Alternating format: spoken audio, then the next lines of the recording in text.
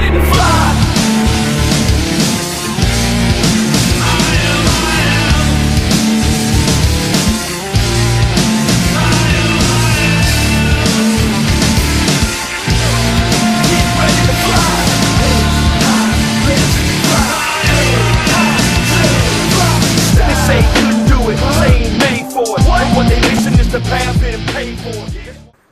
And welcome everybody to the fourth episode. Welcome everybody to the fourth episode of Arc of Wrestling. I'm your lovely host, Greg Alvarez, and joining me today is the AR crew of Strike. Yo. Mike. Hello. Jonesy. I had to go to the bathroom. And Jimmy. Yo.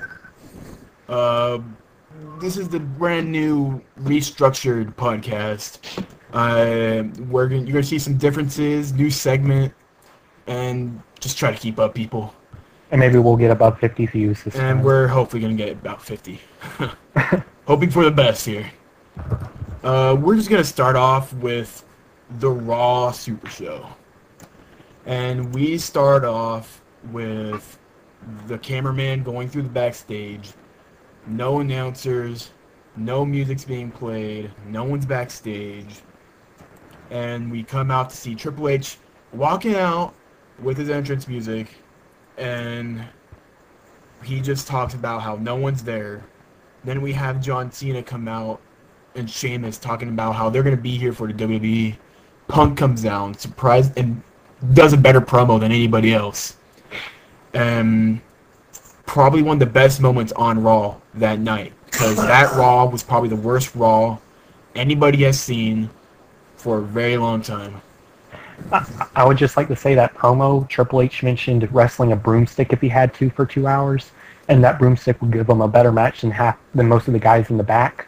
I just have to say that broomstick probably would have swept the floor with him. That match would have probably gotten a better rating than the entire Raw. Yeah. Because I've read so many things about this Raw being the worst Raw of the year, that everything bad that could happen to this Raw happened. And we're just last week's Raw or this week's Raw? This week's. Well, they're right. Yeah. They're 100% right. It was worse than last week's. What happens, it starts out amazingly. I thought, WWE was going to take the chance and risk it, having only like 6 of their top guys, and just bringing in jobbers and, spotting these matches. They threw Punk on the announce table. That was great. Yes, it was. If you don't know what usually happens at the Arc of Wrestling headquarters / Skype call, we get here every week and in a Skype call, and we talk about what we're seeing on TV. We may even record one of these Raw calls. And we cry in the process. And we will be crying during the process. What are we watching? I could be watching football. Exactly. We all freaked out when they said, Punk, go to the announce table. I'm marking out, bro. I was marking out, yeah. It's the greatest thing that could have ever happened. Just Punk being alone at the announce table. It sounded so good. And our opening match was Sheamus versus John Cena, with Triple H being the referee because there was no officials backstage. At the end, the match didn't even end. We had Vince McMahon come out, get Punk out of ringside, got Cena and Sheamus out of the ring, and started talking to Triple H. He started talking about how he's relieved of his duties. The board has decided to relieve him from his duties of general manager of Raw. Announced that Johnny Laurinaitis, Johnny Age, whoever the fuck you want to call him. Executive Vice President of Talent Relations. Exactly. In case you didn't get it the first 50 times. Or Funkhauser is how JR has been talking about him over Twitter. We'll get to that. He becomes the new interim general manager, which means that he's only a temporary general manager until someone finds the man that's kind enough to take over. Yeah, you see what I did there? Took a while. The man kind enough to take over that position. Oh, By the I way. see what you're talking about now. Guys, by the way, he's the executive vice president of talent relations. Oh, you know what else? He's the executive vice president of talent relations. Yes. I didn't know that. Now you do. Oh, you want me to repeat it to you? Does he hold any other job titles? No. Yes. Yes, well, he does. He's the vice president of talent relations. Executive vice Executive, president of talent relations. Oh, That's okay. even jam. Okay. Oh yeah, that's Anyways, right. He tells us that every time he's on the mic. has there been one instant where Johnny L has not been on the mic and not mentioned that he's the executive vice president of talent relations? Money Yes, in the bank. When he's done treating his throat cancer from all the cigarettes he smokes. Money in the bank. He just ran down there and got. Well, okay, sorry about that. We had a little hiccup in the... Okay, whatever. I was surprised to find that Johnny Laurinaitis was actually a guest on Curb Your Enthusiasm, the TV show. I didn't know about that. Because I was wondering why he was named Funkhauser by JR. And I looked it up that he was a guy named Mark Funkhauser on Curb Your Enthusiasm. Interesting to know. Anyways, he comes out, all the people backstage who, in the Solidarity Rally, everybody who is protesting against Triple H, come to the arena. His entire Raw has been thrown to shits. And the first match that was made was John Morrison versus Christian. All of them are in their street clothes. Dolph Ziggler and Swagger distract him. Christian gets the win. We move on and we do some little backstage with Mark Henry. And we get Mark Henry versus Randy Orton. Cody Rhodes distracts, pretty much gets a disqualification, and Randy Orton wins by DQ. Then we go, they have this big, kind of like a back and forth. Cody laughs like a crazy man before walking with his assistant, because he puts the paper bag over Orton's face when he was done with him. Next match, we have Kelly Kelly and Eve Torres versus Tamina and Rosa Mendez. Tamina. Tamina? What did I say? Tamina? I don't give a shit. Yeah. She's never on TV. It's a surprise break from what we've been seeing, which was Kelly Kelly and Eve versus the Divas of Doom. There's a nice little Except this time change. it was just Kelly and Eve versus Mendez and Tamina. Yeah. Anyways, we have Kelly Kelly and Eve win that match. Johnny Laurinaitis comes out, asks Jim Ross to take off his headset, and fires Jim Ross in his hometown. And why? Why would you do that? Because he's the executive vice president of talent relations. Exactly. And that makes everything. He Anyways, makes the world whole. we have Mason Ryan, Air Boom versus David Otunga, Jack Swagger, and Dolph Ziggler. Pretty much Mason Ryan and Air Boom won. You're wondering why I'm speeding through it, because at the end of the results, we will be having a rant about the entire Raw. So just wait, hold on. Before you keep going, does this mean I can rant on David Otunga for 5 minutes? Yes. keep it short. All right, 3 minutes. 2.5. Okay, continue. We go to Alberto Del Rio versus CM Punk. That gets stopped mid-match because Miz and Truth come out, and it becomes a tag team match. Miz and Truth versus Punk and Del Rio. And the winners and Del Rio leaves during the match, causing Punk to win by disqualification because they beat down on Punk. And after the bell, Triple H comes out, and Triple H and Punk beat down Truth and Miz, and the match is made backstage with Otunga that it's going to be Triple H and Punk versus Miz Truth at Vengeance. Now that we've went through the results, let's go over the Raw rant. Ooh, let me start. Come on. Okay, fine, start. I had to think like a kid there. Alright. Well, the first 20 minutes were actually going to make the Raw very, very good.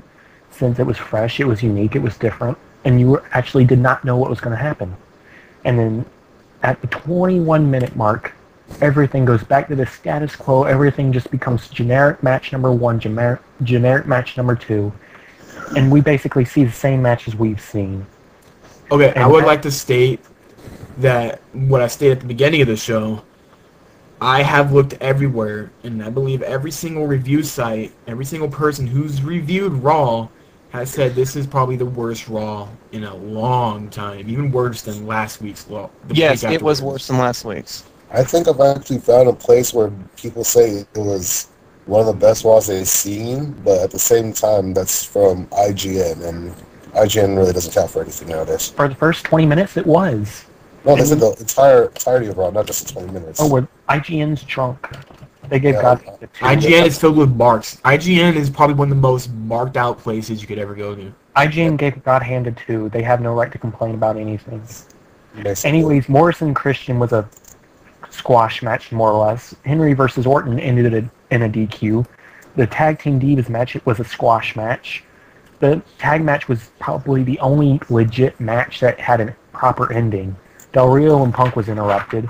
And then you got the tag team match between Punk, Del Rio, and Awesome Truth ended in a DQ. There was one solid ending the entire night. And that's just because creative cannot learn when not to pull the trigger. Now, I'm going to say something because when Laurinaitis became the general manager of Raw, he created a Twitter site, and he said if anybody has any problems, to tweet him over at Raw, WWE Raw GM over at Did he Twitter. plug in the fact that he's executive vice president of talent relations? And when he fired Jim Ross, so much hate ran through his Twitter that it was announced on the WWE website that Jim Ross will be returning to Raw As a wrestler. As a wrestler. Yeah. He will be in a match.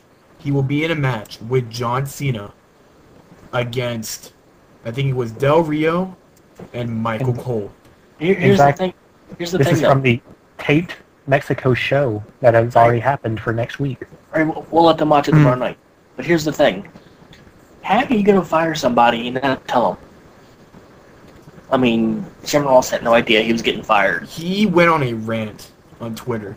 I can imagine he did. Pissed. I would. Yes, Twitter was blowing up. I think it was a work shoot, honestly, Because all the smarks know the history between Jim Ross and Johnny Laurinaitis. Johnny Laurinaitis didn't have a job, and JR came in and hired him.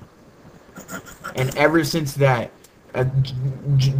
Jim Ross has been seeing Johnny Laurinaitis like superior, and now that the positions have switched, he goes out and fires him on the spot with his family there.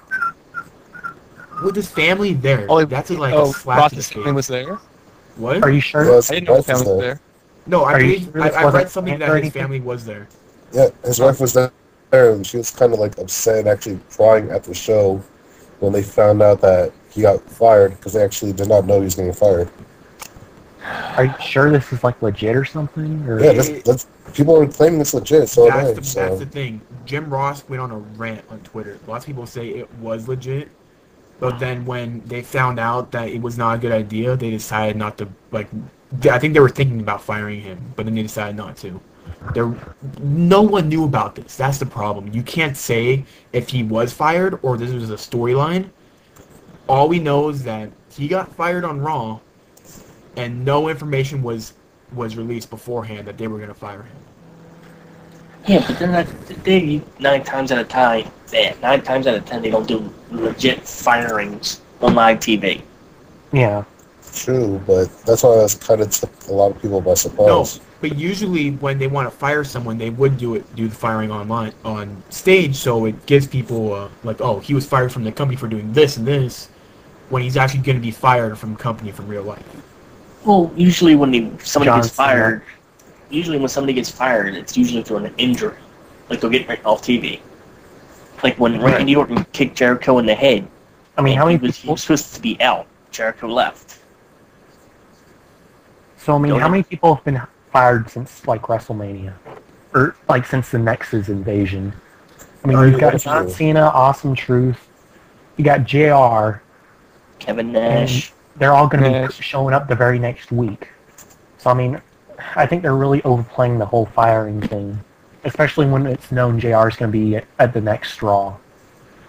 So I really think his blowout on Twitter was a work shoot or something. Jonesy, Just what's your letting them opinion in get there? If it was, it What? was a damn good work shoot because It really was. I was convinced.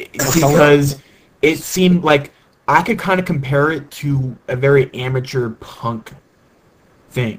His 9/29 promo that he cut. It was damn good because he started saying stuff that I wouldn't think WWE wouldn't even allow him to say. It was. Well, Yeah, I mean, I could pull it up if you want. I was gonna talk about it during the news segment, but it really, it got to me saying that he was going to be leaving. He said something.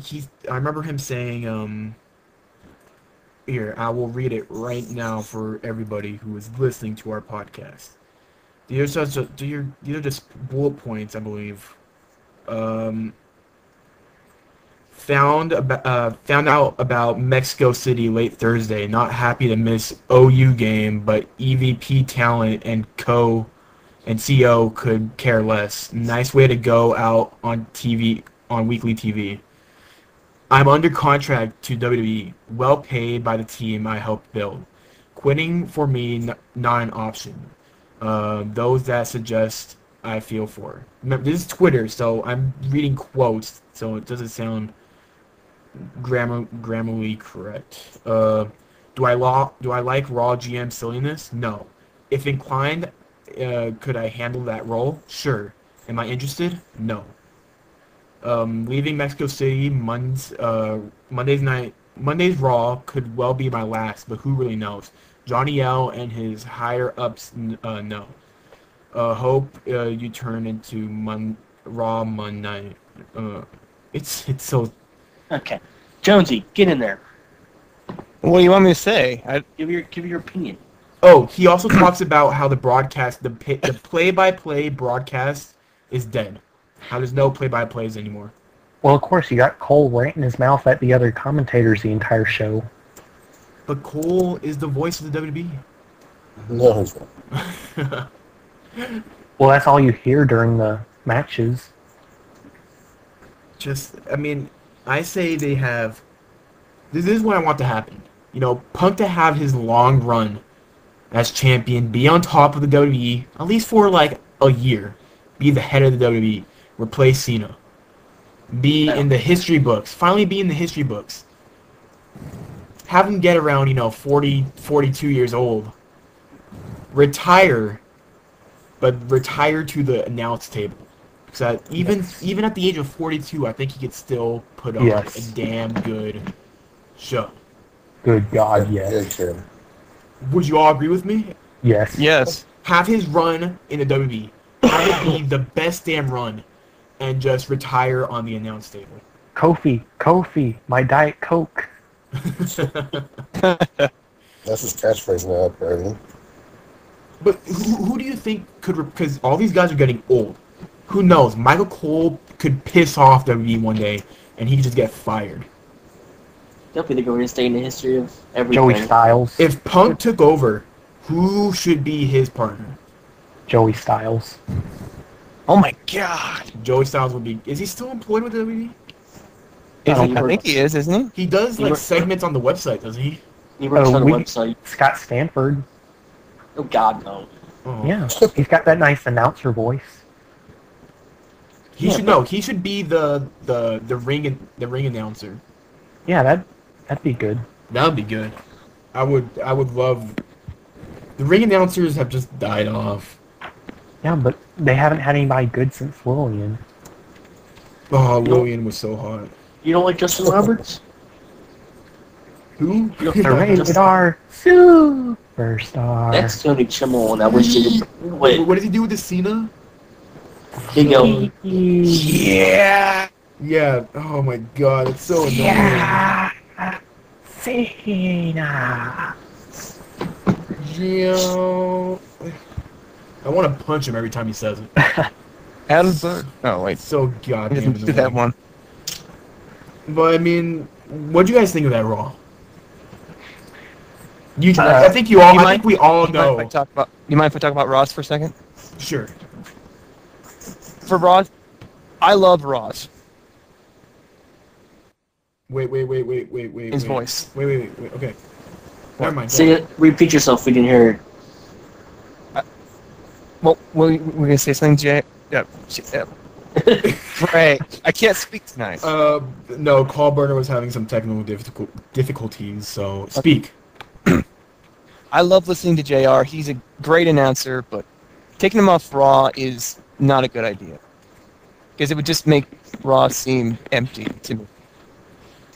Raw is still kind of empty. So. It does. It feels like without Jim Ross, Raw's not complete. When they moved them to Exactly. SmackDown, it did not work out, and it didn't feel right. Yeah, he needs to be able to say, "By God, King." Stone Cold.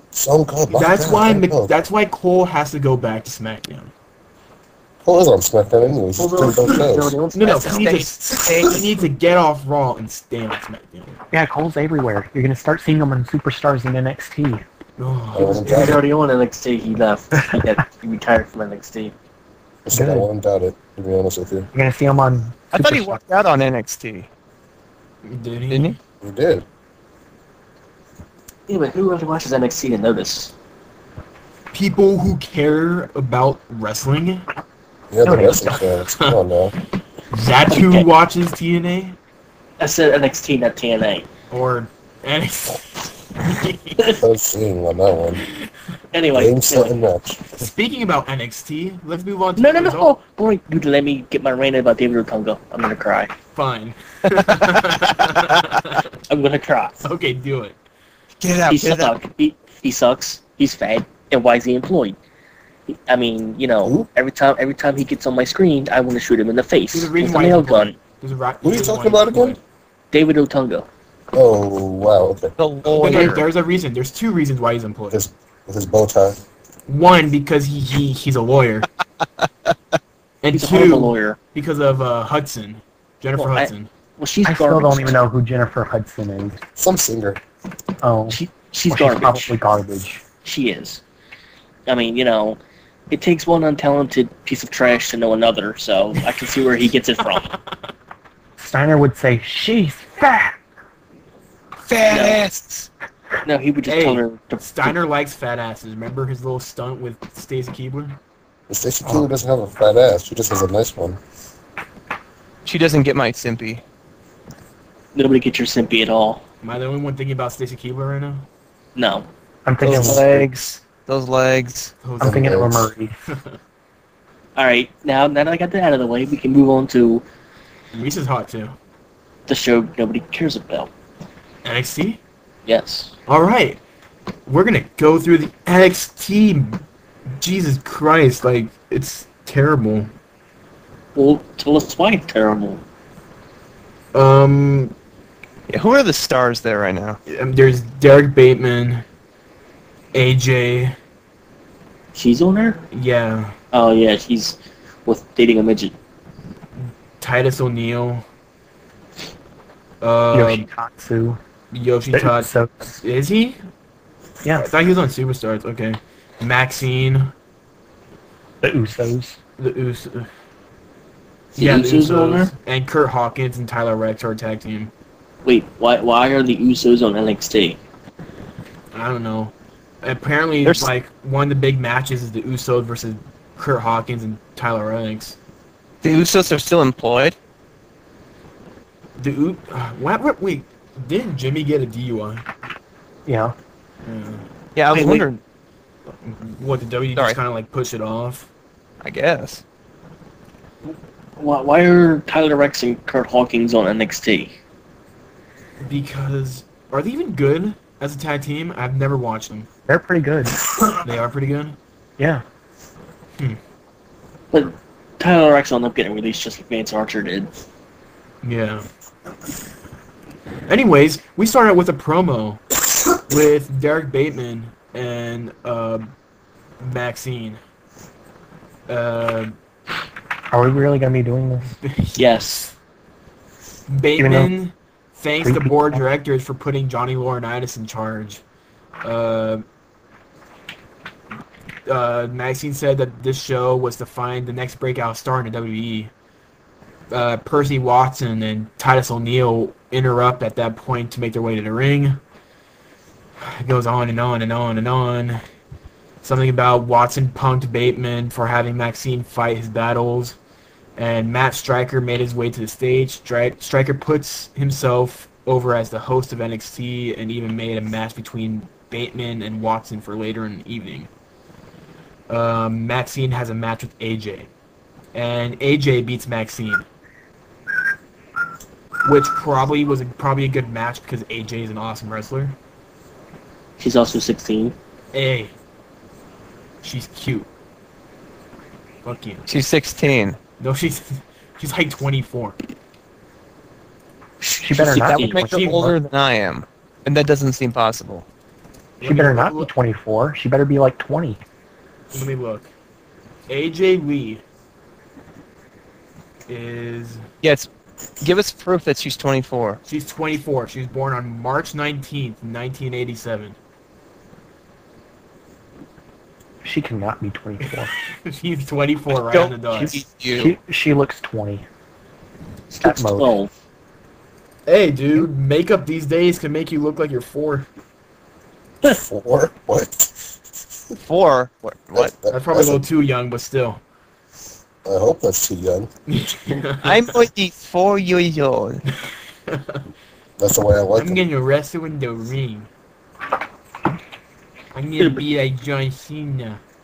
Alright, continue with the NXT stuff. Do I have to? Yes. Okay. Anyways, Matt Stryker interviews Hawkins and Rex. And then we have the Usos beat Kurt Hawkins and Tyler Rex in a tag match. Two men who could be the future, two tag teams who could be the future of the tag team division are on NXT right now. It kind of, you know what it feels like to me? Reading the results of Superstars and NXT. Feels like I'm stepping into an alternate dimension where these two big shows are being headlined by all these jobbers. Well, And that just could be You me. could skip them. that's what ECW was. No, we can't skip them. We have to inform the people. We have to inform the people of the great news that has been shown. Percy People Watson. must know. Percy Watson defeated Derek Bateman. Why is Percy Watson on this season? I thought he was released. But why is he on it? Percy Watson scares me. He has the weirdest fucking smile ever. Is that the guy with the glasses? Or? Yeah, Didn't I see him in pink trunks on SmackDown? I believe so. He's very weird, and I want to see Titus O'Neil. Titus O'Neil, badass. But Percy Watson scares Titus the living O'Neil- hell out of me. Titus O'Neil barks. Arr, arr, arr. Thank you for that. Yeah. Titus O'Neil needs AJ as his manager. The 14-year-old. The 24-year-old. We already went over this. I mean, okay, what do you guys have to say about NXT? We're at our rant segment. You want my input? Yes, I do When want you your win input. this season of NXT, you get a spot on the next NXT. That's my Wait, input. what? I'm The winner of spot on the next season of NXT. And this season of NXT has been going for months and So, months. So if you win this season, you get to be on next season? Yeah, they have no idea what they're doing with this season. I don't think they understand the concept of NXT anymore. I think they're just screwing around. There was news that Vince was gonna stop NXT pretty soon. That Well, of course. he was gonna stop it before they go to the network in 2012 and make it into something new. NXT was only good the first 2 seasons. Yeah, because they actually followed what they were doing. Yeah, and the first 2 seasons had the good people. But once you got the good people into the main roster, you had the garbage people taking up the rest of the roster. Well, what wasn't Percy Watson in season 2? Yes, he was in season 2. Ugh. And Caval was too, but WWE treated him like dirt. And he Caval, what the fuck happened to Caval? God, I miss went back to Caval. TNA. Caval could have been the future of the light division. He could have probably brought back the light division. He could have. Caval went back to TNA as low-key. Caval could have brought back the light division and competed with the X division. I want to see the cruiserweight division out back in the WB, and I want all 50 people who will be listening to this podcast and more, if you decide to listen to it, to find a petition page that's well known and petition for the cruiserweight division to go back on Raw, on SmackDown, or wherever. Yeah, the fuck it was. we can't let Hornswoggle be the reason it died. Oh God, why would they give it to Hornswoggle? Because they he's thought it would popular be a with the good kiddies. idea. That makes me cry though. He molests them in their sleep. It's making me cry right now. Well, how about we skip anything relating to Hornswoggle and go straight to SmackDown? Or TNA? Superstars. How about we go to TNA since only like... No, we have to do superstars. No, how about Superstars. Go. let's just skip it. Superstars. Go. We start out with Santino Marella and JTG. Sounds interesting. I'm still surprised JTG is even employed with them still. He's a jobber. He's a heel. He's a jobber. He's also Tyson Kidd's manager. How is that possible? I I don't know. don't see those two like comprehending the idea that this rapper is managing the boyfriend of Natalia. Can't Hey, comprehend. Does he it. still have that hair? Stupid hair? I think he cut it off. Alright. That's what made me hate Tyson Kidd. That stupid little 5 hairs down on the top of his forehead. Don't hate on his little thing. Mike, it pissed me off. It pissed me off to the point if I ever met Tyson Kidd, I would come with scissors and cut him off myself. I You couldn't. hate Tyson Kidd for his haircut. I could not look at his face because if I tried looking at his face, my eyes would just go directly to those hairs, and all I would want to do is see if I could just punch him off. You sound like If a I girl. Punched him off hard enough. He's going through his Wow. period right now. Yes. Oh. But continue with the Superstars results. Anyway, Santino Marella pinned JTG after the Cobra. And we have Drew McIntyre versus Alex Riley. Oh, the burial of Drew McIntyre. It is because Alex Riley defeated Drew McIntyre with a TKO. Live on Superstars. Live on Superstars, Jesus Christ. And then the third and final match. Yes, I said final. We only had 3? Jeez. Think about this as a main event. Heath Slater Oh god, it's bad already. versus Ezekiel Jackson. Book it. SmackDown main event. WrestleMania 28. Book it for the world title. There will Luckily- be no popping. Luckily, because this could have been worse than Raw. Luckily, Ezekiel Jackson beat Heath Slater by submission with the torture rack. There will If be no Heath popping. Slater won this, it could have just been the worst episode of anything anybody could ever produce. Wait, you don't want Heath Slater winning a main event match? Heath I Slater mean- needs to die. Wow. It's surprising because I'm reading comments that even though it was a mediocre episode of Superstars, it was still better than Raw. That's because there was no storyline that was twisted and convoluted and rushed. That's because Superstars has no storylines. Yeah, you just got wrestling, and you got people who can normally wrestle in that show. That's why it got canceled. People with talent cancel shows. Yep. And that's why SmackDown. Wanna go to Superstars TNA always now? suck. TNA or SmackDown now? Are you in a rush? No. I mean, who watches NXT and Superstars? We gotta cover it. People who enjoy watching the future of our company raised to stardom. The future of our company is John Cena until he's 70.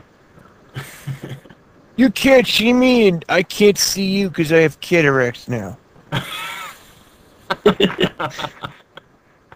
Oh my god. He's gonna bend down for the 5-knuckle shuffle, you can't see me part, and not be able to bend back up. You can't see. Oh, my back. He's gonna like fall on top of his opponent. It's like That'll be his 1, finish 2, from now on. 3. Cena, get up. Oh god, call 911. I'm scared that actually is going to happen. It's gonna become a splash now. Just a bend down splash. Alright, TNA, go. TNA. We start out with Kurt Angle calls out Bobby Roode, Robert Roode, Bobby Roode. Bobby Roode. Because that's what he's being booked as right now. Even though it should be Robert Roode, but still. They talk about their match for Bound for Glory, and blah blah blah blah blah. It was, I don't know. Both of them are good at talking. I thought it was a good promo. Who watched TNA here? Say I. What? What? This was Russo's last week as head writer, so... Was he? Yeah. Okay, so hopefully next week's TNA will be good. Right. I just want to point out, I can imagine Kurt Angle, I can see Kurt Angle going, Bobby Roode, you're not going to win. Blah, blah, blah. Blah, blah, blah, blah, blah. Blah, blah, blah. I can see Kurt Angle doing that. I can see him doing that too. Let's get the promo out of the way. And we start off with Jerry Lynn and Christopher Daniels versus AJ Styles and Rob Van Dam. Oh boy. The winners of that match was Rob Van Dam versus AJ Styles. No way! Oh Whole Wait, fucking, wait, whole the winner. fucking show. Wait, the winner was RVD versus AJ. No. That's what you said. No, I said Jerry Lynn and Christopher Daniels versus AJ and Rob Van Dam. You have the heels winning and going into a pay-per-view? No way. Can't believe it. AJ and Rob Van Dam are the heels. They're the baby faces. What? Are you doing this thing drunk? No, they're the baby faces. You said they were the heels. I'm confused. Wait. You Wait. AJ and Rob Van Dam are the baby faces. Jerry Lynn and Christopher Daniels are the heels. I apologize for Greg's, whatever it is, his inability to correctly get He's gotta this get better. segment correct. I was He's up gotta for get- 27 hours watching a charity event. Hang I on, mean, That's people. no excuse. It's, The winner is AJ There will versus be no RVD. excusing. No. And RVD and AJ were the heels. Make up your mind. When did I ever say AJ and Rob Van Dam were the heels? Just now. No. Just now. I did We not. just heard you do it. Folks, I apologize on behalf of Greg. Okay. But continue. Samoa Joe versus Matt Morgan. And Matt Morgan wins. They are burying Samoa Joe, and we'll talk about this later. They are burying Samoa Joe to the point where he cannot be buried no more. So He's not Heath Slater yet. I believe they brawl after that. I can't remember. I was falling asleep. I can't remember watching this TNA. That's how bad it was.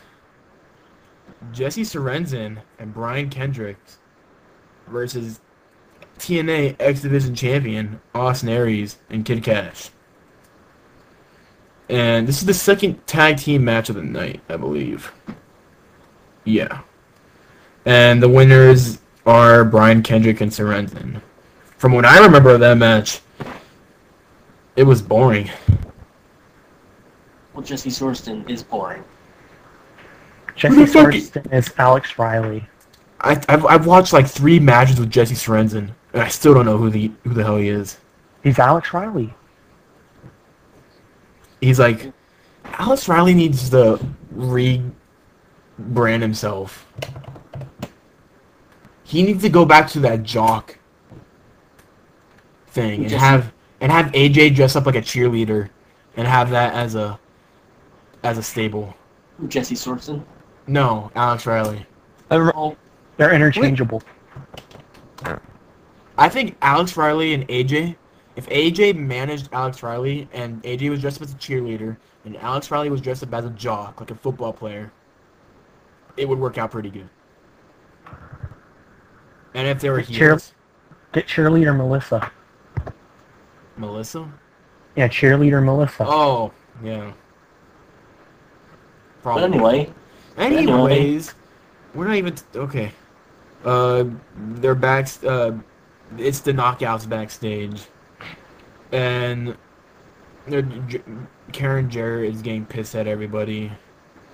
She yells at Tracy because her boobs are hanging out. That's not a reason to yell at a woman. Boobies. Ooh. Barry. Boobies. Continue. Oh, I can't wait till we get a girl on this show. Watch so she can go penis. Oh no, that's when Lee's on the show. Oh, Oh, okay. I thought that was when it was in his mouth. But okay. Oh, so that's what he's doing right now. Okay. Yes. Oh, we love you, Lee. Anyways, AJ Lee. Oh, see what I did there? No. Okay. Continue. No. Scott Steiner versus Mr. Anderson with Bubba Ray as the enforcer. Sounds horrible. Yeah, sounds terrible, right? Don't you mean Bully Ray? No. No. Not Yes. Bully Ray. It's Bubba Bully Ray. Ray. Bully Ray. I will never call him Bully Ray in my life because that's a terrible name to call a wrestler. But he's a bully. Worse than Hervana. Who's a Bravada? Or Deacon Batista. whatever. Oh, Deacon Batista. That's Brother Cage. Brother Cage. Yeah. Brother Cage. Continue. Harvey Wimple. Just continue. Moving on. Just continue. David Arquette. Don't say that name in here. You know what was funny? Because I was watching that TV show where they talk about celebrities a lot. Forget what it's called. Whatever. Anyways, they had David Arquette in there, and all I can imagine is that world championship around his waist. I'm thinking, what fucking David weed Arquette were just they won the world smoking? title. What fucking weed would they smoking to put? You want to be a great idea? Have David Arquette come in and win the title. I just want to know that. Anyways, Mr. Anderson won that match. Oh, did he? What match? He did. What match? The Scott Steiner and Mr. Anderson. This Scott is going Steiner horribly still wrong, by wrestling? the way. Scott Steiner's old. I'm not sure But how he's- old though. But he's also the god on the mic. Is he? Yes, he is. Just listen to all his promos. You will love them. No, I've heard some of his promos. It's been a while. He's fat. Is I'm Scott a genetic Steiner? freak. Scott Steiner is 49 years old. Scott Steiner slept with like 30,000 women in his lifetime. That's a claim he's made once. Oh yeah, I've heard about those stories. Anyways, Continue. some stuff happens with Abyss, Some stuff happens. and we have Robert Roode, and Jeff Jarrett. Oh, Robert Roode versus Jeff Jarrett and Gunner. It's a handicap match, and surprisingly, Robert Roode won.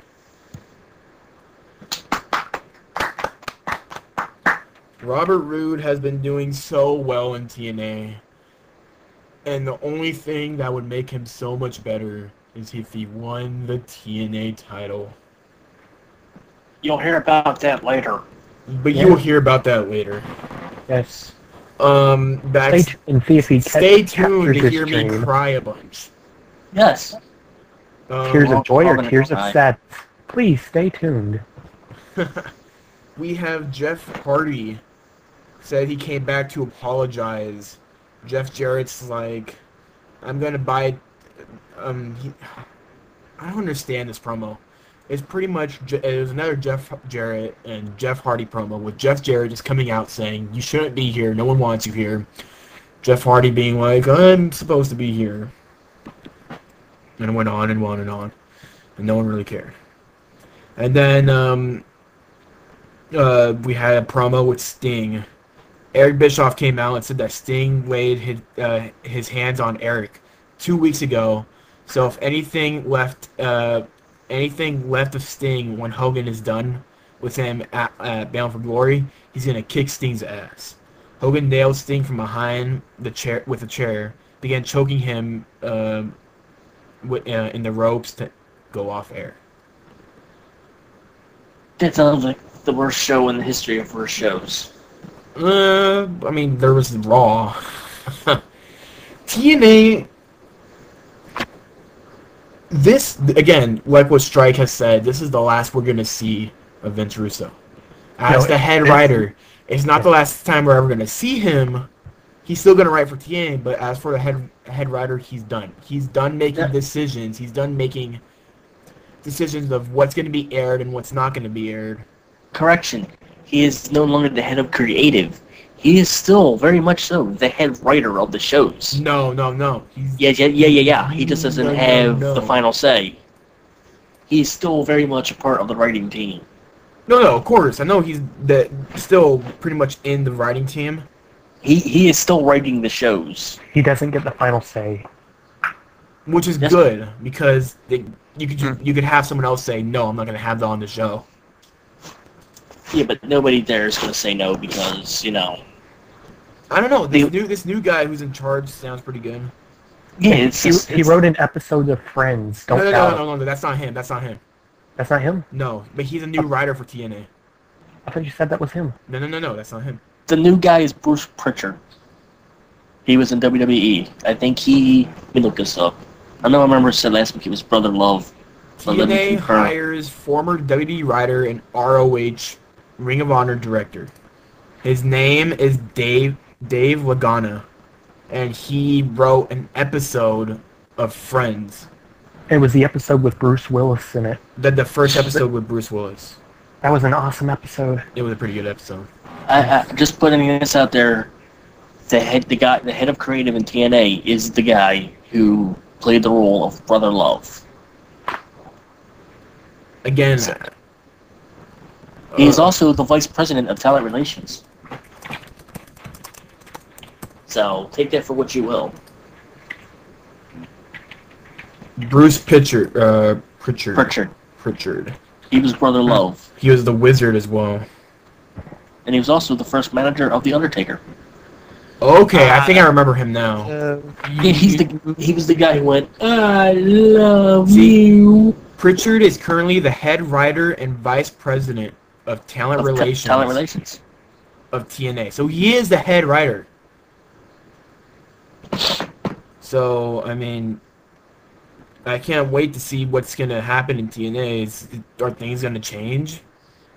I predict the return of Doink the Clown. Oh.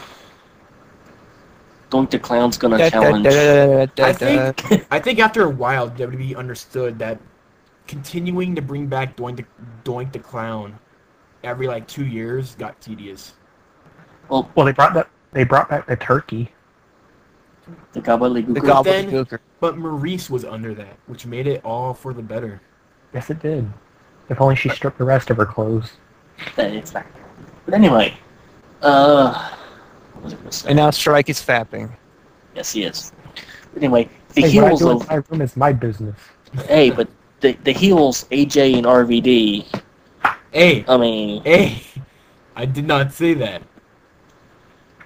and Blobby Roode. This sounds like a great show. I can't even remember watching this. I think I fell asleep. I did fall asleep. That's right. I tried watching it and I fell asleep I on my did bed. fell asleep. Great grammar. I think We're having so many inconsistencies tonight, ladies and gentlemen. we might have to change the host. I'm so sorry, everybody. We need to replace him. With Lee. No, because none of you would get your words in. We'd all be speaking in Spanish. Órale, vato, ¿cómo está? Yeah, that. Mucho grande. Taco Bell. El taco. Much big. Anyway, Yes. anyway, back to the TNA rant. Okay, Since we are terribly off topic. that's good. No, it's not. I'm just putting this out there right now. If you guys whoever's remember listening. from our news segment last week, Hogan. Oh no, I'm gonna talk about this when we finish Bound for Glory, because that's gonna be our main TNA rant. So I bet you right when we're done with Bound for Glory, we're all gonna have to say something about it. Well, I'm gonna rant about the token crackhead because when Jeff Jarrett told him nobody wants him there, he's absolutely right. Nobody wants a meth head on their roster. Yeah. I mean, Jeff Hardy's the epitome of. Well, he's getting like his third strike now, so. Well, his third strike passed like 4 years ago. This is like his fifth strike. Well, it's He's the- TNA. He's the epitome of the biggest piece of trash. He would have been fired from WWE the second he got caught with those drugs. That's why he left WWE. I know, that's the point. Wait, did he leave or did he get fired? He left. Oh, TNA Left, kept I him. think. TNA kept him on the roster even when he was doing jail time. That's how lenient the TNA is. So I mean, Hogan I'm believes that he's the next big thing, and he said Rude isn't. I have complete hatred towards Hogan right now. who doesn't hate Hulk Hogan? Mark, To the fact that he said in an interview that he believes that Robert Roode isn't the next big thing and that Jeff Hardy is, pissed me off to no end. Because Hulk Hogan hates everybody with talent. well, to be fair, Jeff Hardy was about to pass Cena. Well, let me in tell you something, merchandise brother. Sales. He was about to pass Cena in merchandise sales before he got busted. Well, it doesn't take away from the fact that Hogan was never talented ever in the 30-plus years he's been around. And he'll never put anybody over with talent. Have you seen his Japan stuff? His Japan stuff's pretty good. That's in the 70s. This is 2011. I'm from the 80s up until his last match in 2006. Yeah. Because They most were- of his stuff back in the 80s were like pandering to the crowd and trying to prove that he was immortal. Well, he's not immortal because he sucks. You're gonna be immortal when you no-sell everything. He hates talent. Anybody that has a speck of talent, he hates. Well, to be fair, whenever you ask somebody about wrestling, who are they going to say?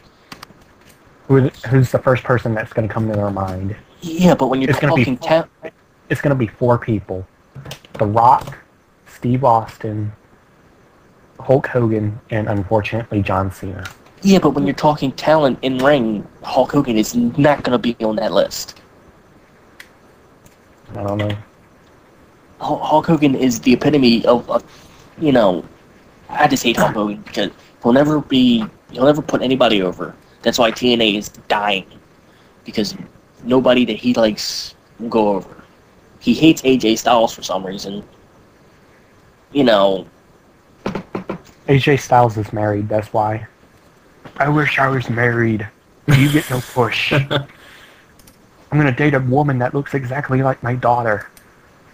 It just sickens me when somebody who was 10 years past their prime and was never talented in the ring to begin with has the balls to say that people with true talent will never be anything in wrestling. That's the ultimate disrespect. You would think Hogan would humble himself after he put The Rock over. but obviously his ego is too big for his head, and he just refuses. Well, he's got to make up for the lack of hair. Well, he's got to refuse. He refuses to acknowledge that he is not the man anymore, and it's time for him to go away because he's garbage. His opinions are garbage. If I wanted a biased opinion, I would go to Sting or Ric Flair or somebody. So we're pretty much set on Jeff Hardy needs to put the crack down.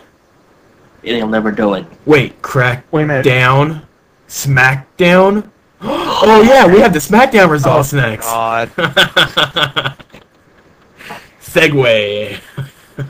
Horrible segue, but continue. I was actually thinking about that for a while. So. I bet. Oh, you had to think that one up? What? Well, it came to me Yeah. after a couple seconds. All right, go ahead. We start out with Teddy Long and Johnny Laurinaitis. And they're talking about something, and Johnny Lawrence said that he's excited that he's not only the Executive Vice President of Talent Relations, and that he's also the interim Raw General Manager. So why is he on SmackDown? So then Teddy Long makes a tag team match where they go one-on-one with The Undertaker. How's that Right? tag team match? I don't know. Because it never happened. That's what What? Teddy Long does every week. So, I mean, We Hey, start just- off with a Continue with the results. 41-man battle royal for a title match of the winners choosing later tonight. Are you sure you're not drunk? I'm not going to release that information at this moment. We have... Okay, I want you guys to pick.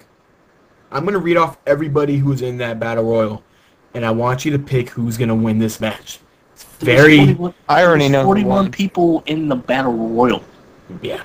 Why are you going to name them Alright. all off? So Because I'm going to go by them really quickly. CM Punk, John Morrison, Alex Riley, Kurt Hawkins, Dolph Ziggler, Kofi Kingston, Zack Ryder, Tyler Rex, Drew McIntyre, Mason Ryan, David Otunga, Primo, JTG, Michael McGill, Cuddy, Percy Watson, Jack Swagger, Miz, R-Truth, Santino Marella, Christian, Daniel Bryan, Cody Rhodes, Ezekiel Jackson, Yoshitatsu, Wade Barrett, Jinder Mahal, Sin Cara, El Terribo. I don't even know what that means. Heath Slater, Ted DiBiase, Justin Gabriel, Derek Bateman, Trent Bartrate, whatever his fucking name is. Trent Bartrate, whatever.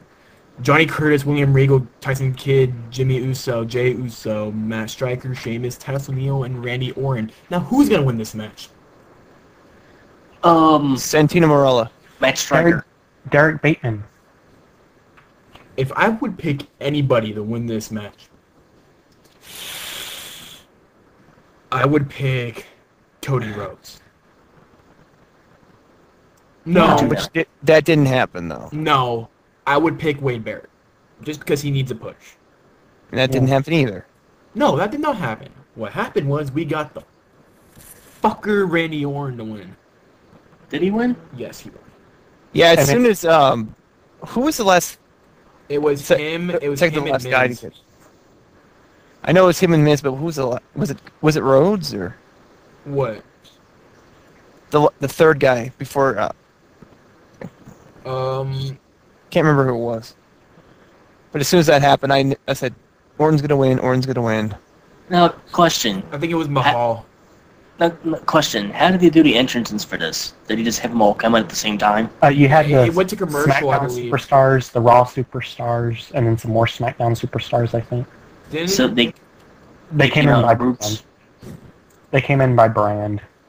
Okay. But did you mention the stipulation with this Battle Royal? That the winner will get a title shot at the end of the show. Yeah, did you mention that? Yeah. Okay, then.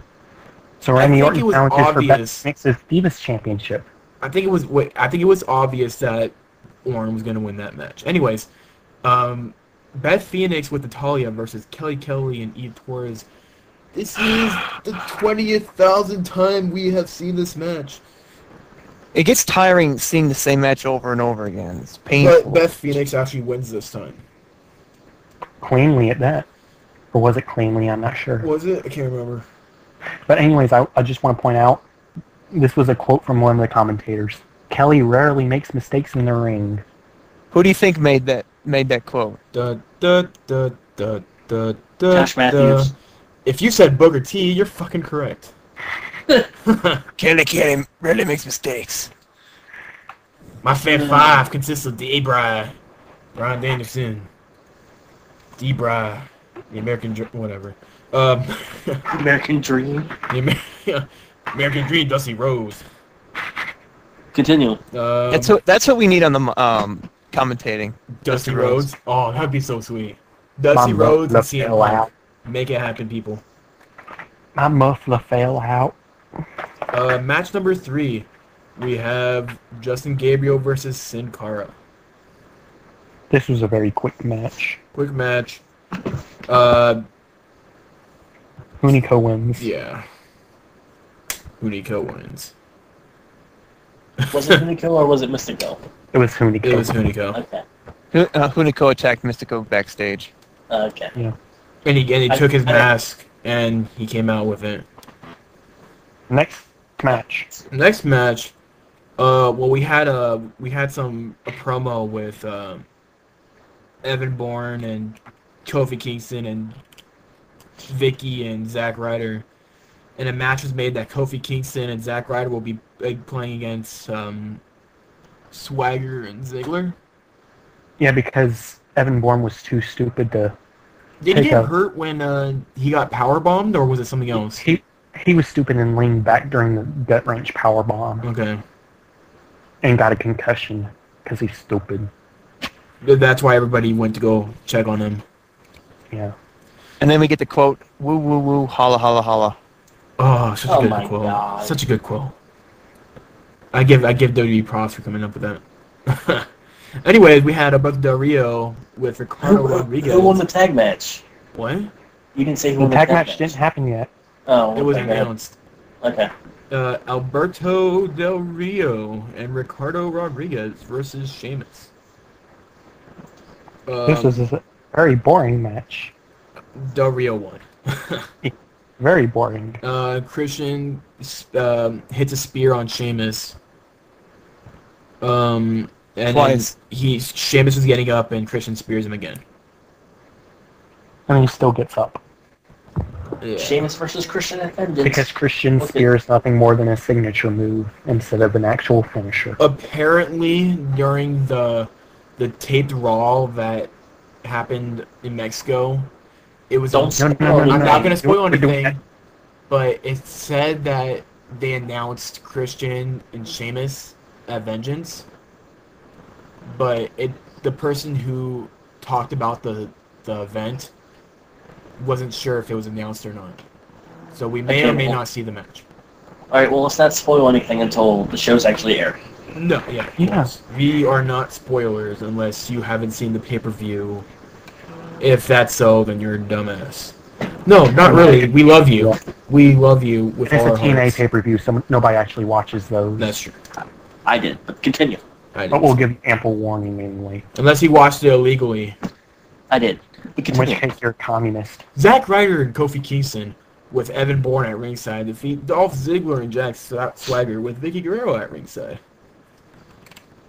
This was a pretty average match. Very, very, very textbook tag team match. Yeah, Faces beat up, they tag in, face goes on a rampage.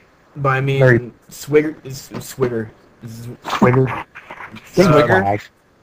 Uh, It's big swag. Zack Ryder did pretty good, and he pins Ziggler again. Again, people. Again. A The- three-time Broski. pinner of the United States champion. He needs to win. He has to win the title. Just give him the bell already. It's sad that we're not going to see Ryder versus Ziggler at Vengeance, but Yeah, we gotta have a dual champion. what? Champion. What, Zack internet Ryder's the and- internet champion.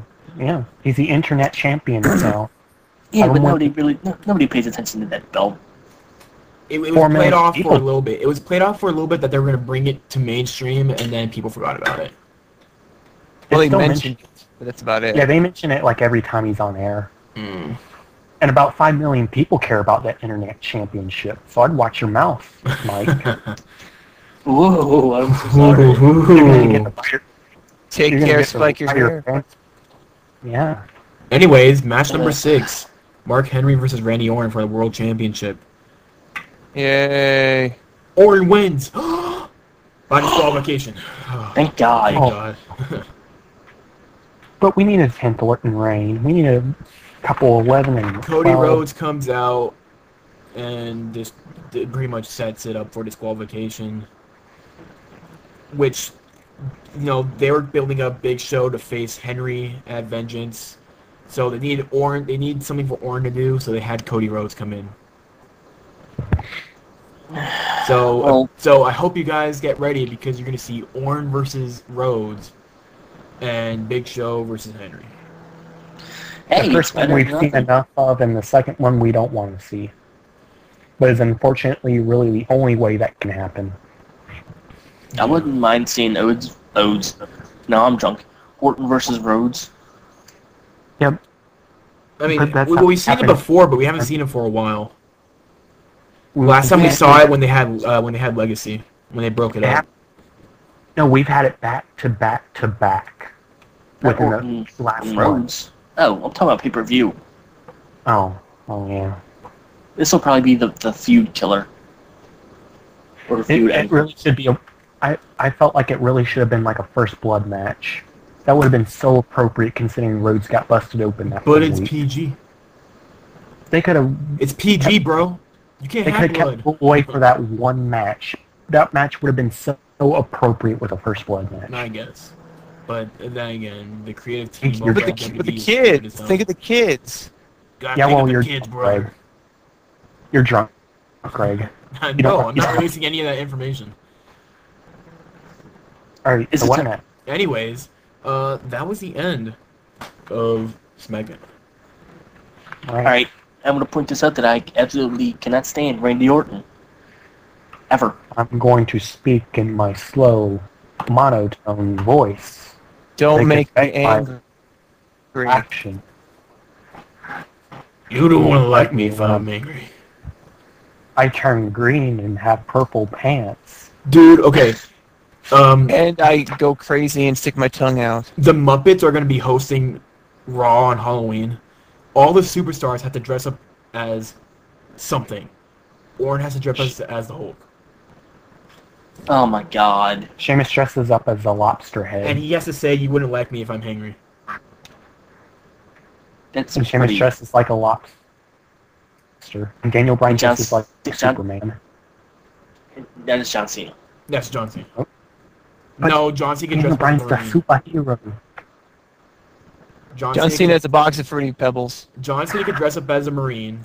Zack Ryder dresses up as himself. The Miz dresses up as something awesome. No, Ryder dresses up as Mike the Situation. He would need a And let's- cookie. Let's No, see, he would need a JWoww. That could be Maurice because of her big bosom. Triple H can dress up as a giant Or penis. Layla. He already has his nose, so Alberto Del Rio is JBL. There would be no difference, except for a limo. and the race. And a Big Show as a tree. And Mystico can dress up as Hunico. And Oh wait, here. Wait, Mark that's- Henry could dress up as a piece of chocolate. That's cool. Doc. And he can jump off the Tron And survive. and survive. Drop. And start yelling at the stage. If you don't know what we're talking about, go to New Legacy and look up Chocolate Drop. You will laugh your heads off, people. Cheap pop. Yeah. Cheap plug. I'm Cheap gonna plug, go people. watch that link when we go Shameless on the show. plug. We Where's might get this? in the description I think box. we should edit that in to the podcast just randomly. Yeah, during a break or something. Yeah. Yeah. Why not? All right. Anyway, let's move on to the SmackDown rant, shall we? What were your Okay. thoughts on it, people? What? I don't even know where to begin. That's the SmackDown rant, Greg. Yeah, I understand. I understand that. I'm just, it's just they don't have talent on the roster, and they're They not, do, they just don't use it right. and they're not smart enough to do the SmackDown Super Show like they've been doing with Raw. Even though they've been having Del Rio on SmackDown every single fucking week. I have to say that they do have the talent on SmackDown. They just don't use it right. You got Wade Barrett being literally buried by John Cena in a squash match. You got Daniel Bryan on a losing streak. You got Cody Rhodes actually doing something, which is good. You just got all these people who could do something. Okay, well, this is what I get. I think Daniel Bryan's ready to turn heel. I think this losing streak is ready for him to turn heel. The last time he did a losing streak like this, that was so, televised that, D-Bry lost again, was when Shelton Benjamin was on a losing streak. And look what that happened. His mama came out and helped him win. Mama, you better help me. We need more parents in the WWE. Mama Benjamin. Ooh, no, get Tyler Perry to guest host. No, please, for the love of have Medea be a guest I hate Tyler Perry with a passion. I don't know why I hate him. I just hate him. Medea as a guest referee. You just want to kill the show altogether, don't you? Yeah. Yes. I think, the worst thing that WWE has ever done, and I still hate them for this day, was when they did Donald Trump and Rosie O'Donnell. Oh god, that was. Remember that? How terrible that match was, and everybody in the arena was chanting, "This is boring," and "This sucked." And even TNA chants. Even a TNA chant came out. Jeez. I honestly don't remember that segment. You don't? The match No. I'm they gonna have had, to look it up. Yeah, hold no on. one knew who these two were. Everybody knew they were just portrayed as Donald Trump and Rosie O'Donnell. And how terrible! It was a long match too. Like, I was thinking when the crowd started chanting "This sucks," that WWE would have ended it there. But no, they continued on for the match for like an extra minute. Oh my god, an extra minute. Hey, that was the longest minute of my damn life. Masturbate. That's what your premature ejaculation's for. Oh, What? I'm sorry that you've ever premature ejaculated before. I'm talking about you. I've never prematured. why are we talking about this on the What? podcast? What? Because it's more entertaining than SmackDown was. That's true. Well, SmackDown. SmackDown was better than Raw, though. Yeah, SmackDown was better than Raw. The fact that Superstars was considered better than Raw. The fact that we spent more time on NXT than SmackDown. The fact Did that we we? spent more time on NXT than Raw. Oh god, That's pretty sad. it The is. fact that we're going to spend Yeah. more time on NXT than Bound for Glory, more than likely. No, because I have a lot to say about Bound for Glory. Because you pissed me off during the call, Strike. Hey, not my fault. Yes, it's your fault. You and your bad And we memory. will talk about Bound for Glory right now. Well, wait, I thought we- actually, no. We're not going to talk about Bound for Glory. We're going to move to Mike as he goes over, very quickly, please, the indie Yes. segment that he's been dying to get his rant on. Yes. All right. Wait, before we start, What? I'll let to inform everybody that only Mike has the energy and the will to watch the indie.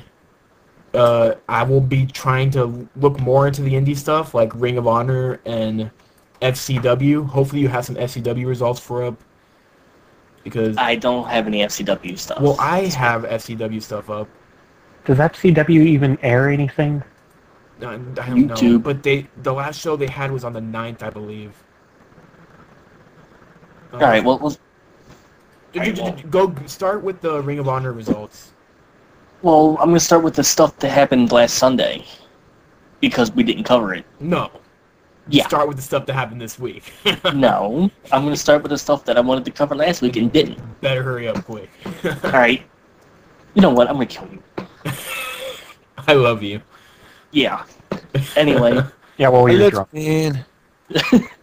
I'm gonna cover some New Japan stuff, and since I can't pronounce any of the names on this list except for like 6 of them, I'm just gonna run through 2 matches that had English guys in them. Wait, That's totally wait, not Mike. racist, but okay. Mike, What's up? What's up? for the humor that needs to be in this show, just try pronouncing some of their names. No. Please. Anyway, all right, we'll try to pronounce the names of some of them. Okay. Psych. Anyway, Davey Richards and Rocky Romero. I'm sure you guys know who they are at least. Yeah.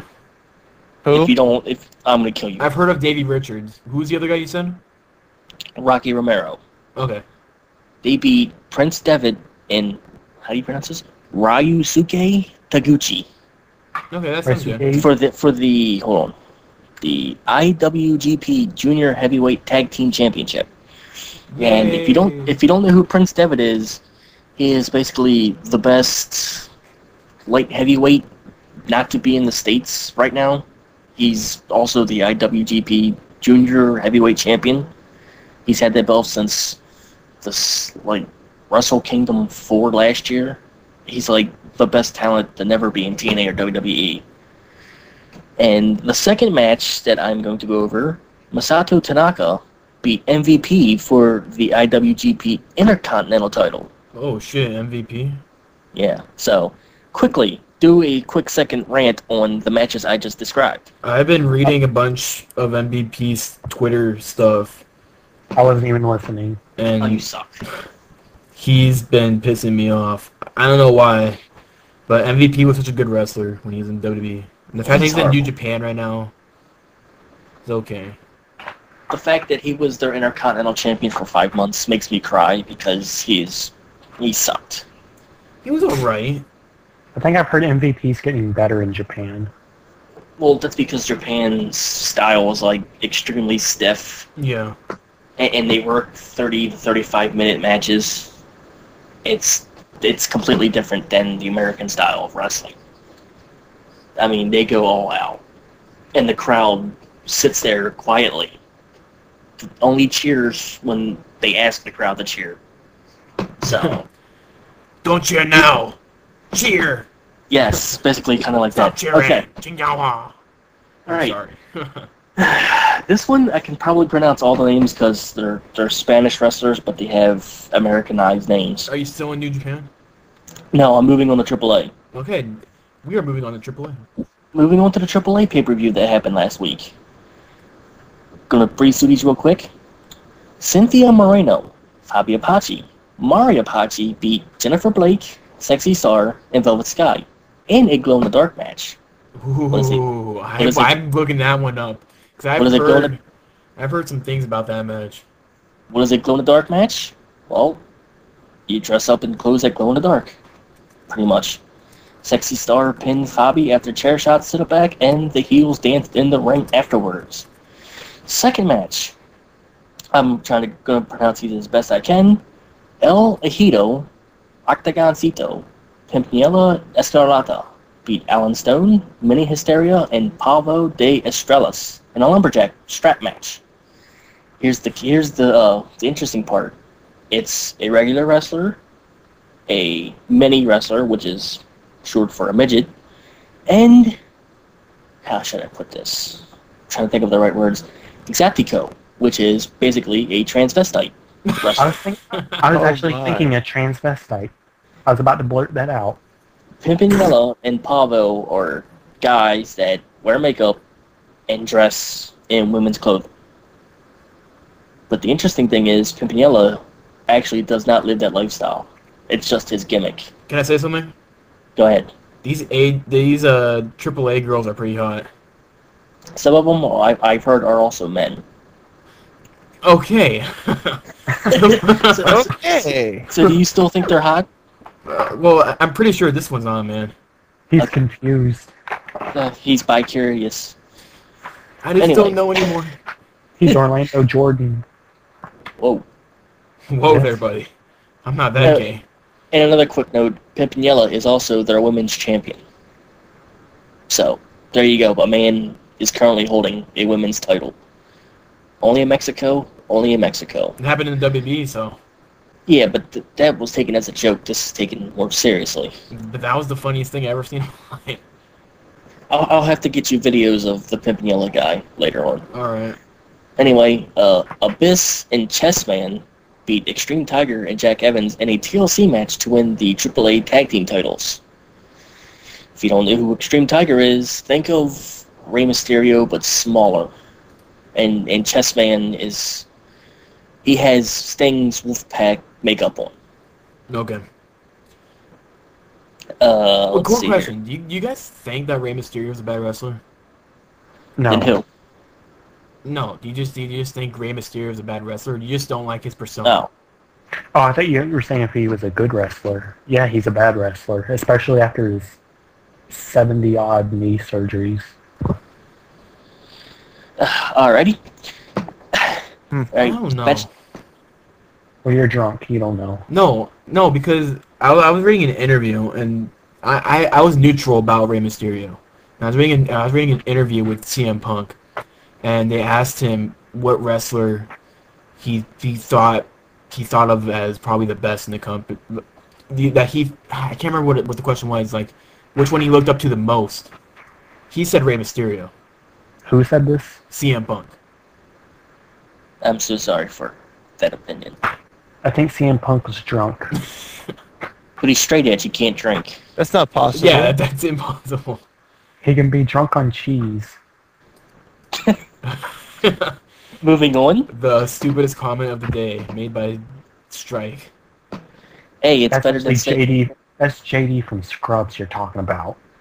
The her. Hey, it's better than saying AJ Styles and RVD were heels and on Hey, Impact. I did not say that, and I will go back in the show to prove it to you that I did not say that. And then when Except you did. when you find out you did, can I kick your ass? Oh, Please? if you could find me. Can Yeah, we make kick Lee his the drunk host? ass. Kick it. Mike, if you find where I live, I'll be happily to let you beat We're me. coming for you. Alright, moving on. We gotta get through this somehow. Electroshock beat L.A. La Parca, Brutus Magnus, Joe Leader, Zorro, Jeff Jarrett, L.A. Park, Cibernetico, and Silver King in a Copa Antonio Pena Battle Royal. When is that you? Wasn't Jeff Jarrett the AAA world champion before? Yes, he's still the AAA champion. Oh, okay. And if you heard La Parca twice, one is LA Park is the WCW La Parca.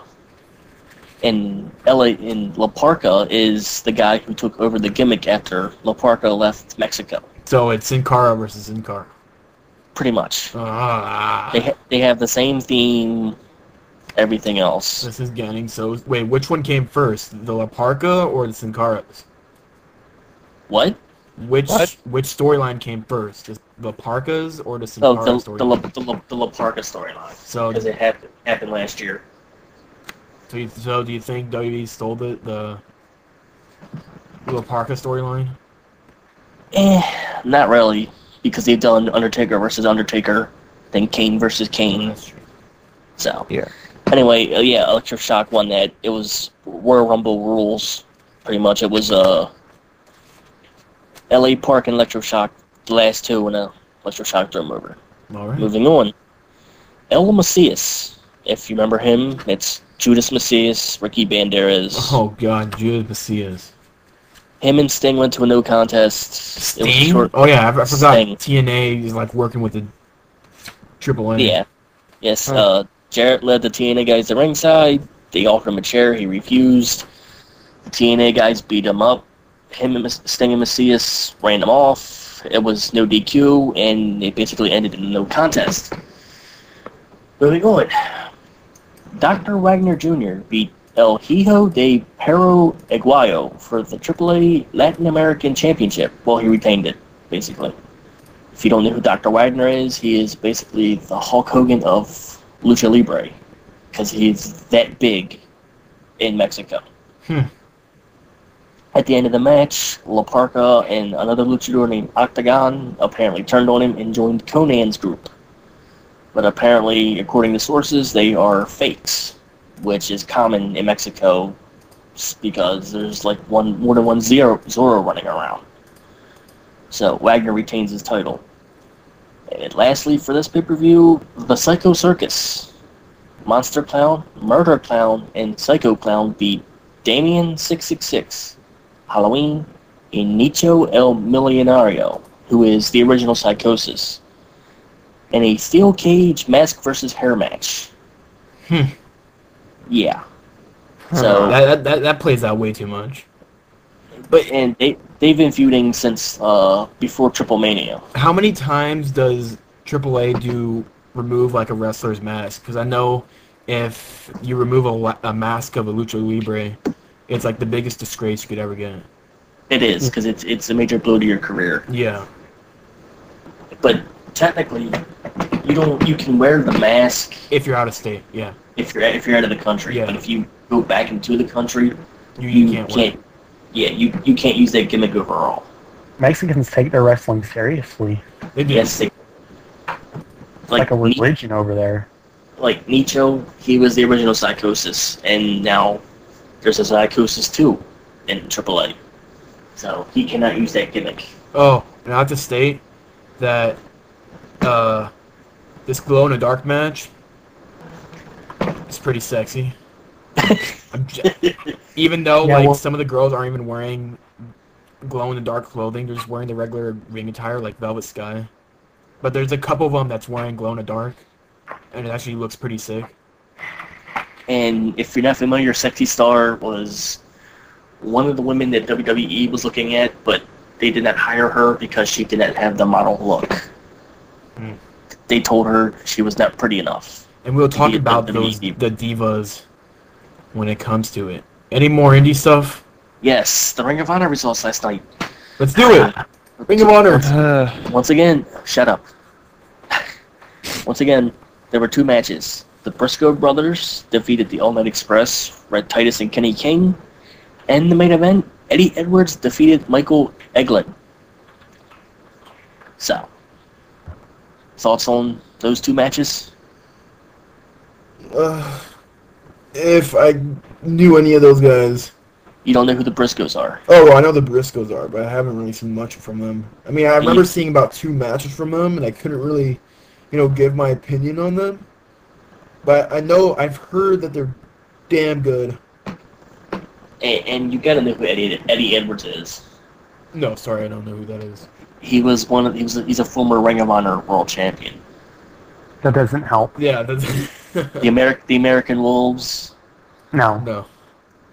Oh my God, y'all gotta brush up on your Ring of Honor knowledge. Like starting I'll this week. catch up when it starts going on TV in my area. You can do research. You can look up past results, videos, I got work. just to get an idea of I'm kidding. what I'm referring to. I am planning to do some Ring of Honor research because Ring of Honor should be getting big here in the country. It should, Yeah, but sure. sadly it's not. Finally had it on my Sure. Sure. Not yet, but I think once people start catching on, This is good. maybe once it starts getting a couple like hundreds of thousands of views in their general area, it will start branching out more. Right. But that's it for me with the indie results. I will be back in the news section with some indie news. All Back to right, you, Greg. back to me, your favorite host. And this is when all the people are like, oh, whatever. I don't give a shit. You don't own me. I could I'm tap on Greg my get a better motherfucking- reception than you.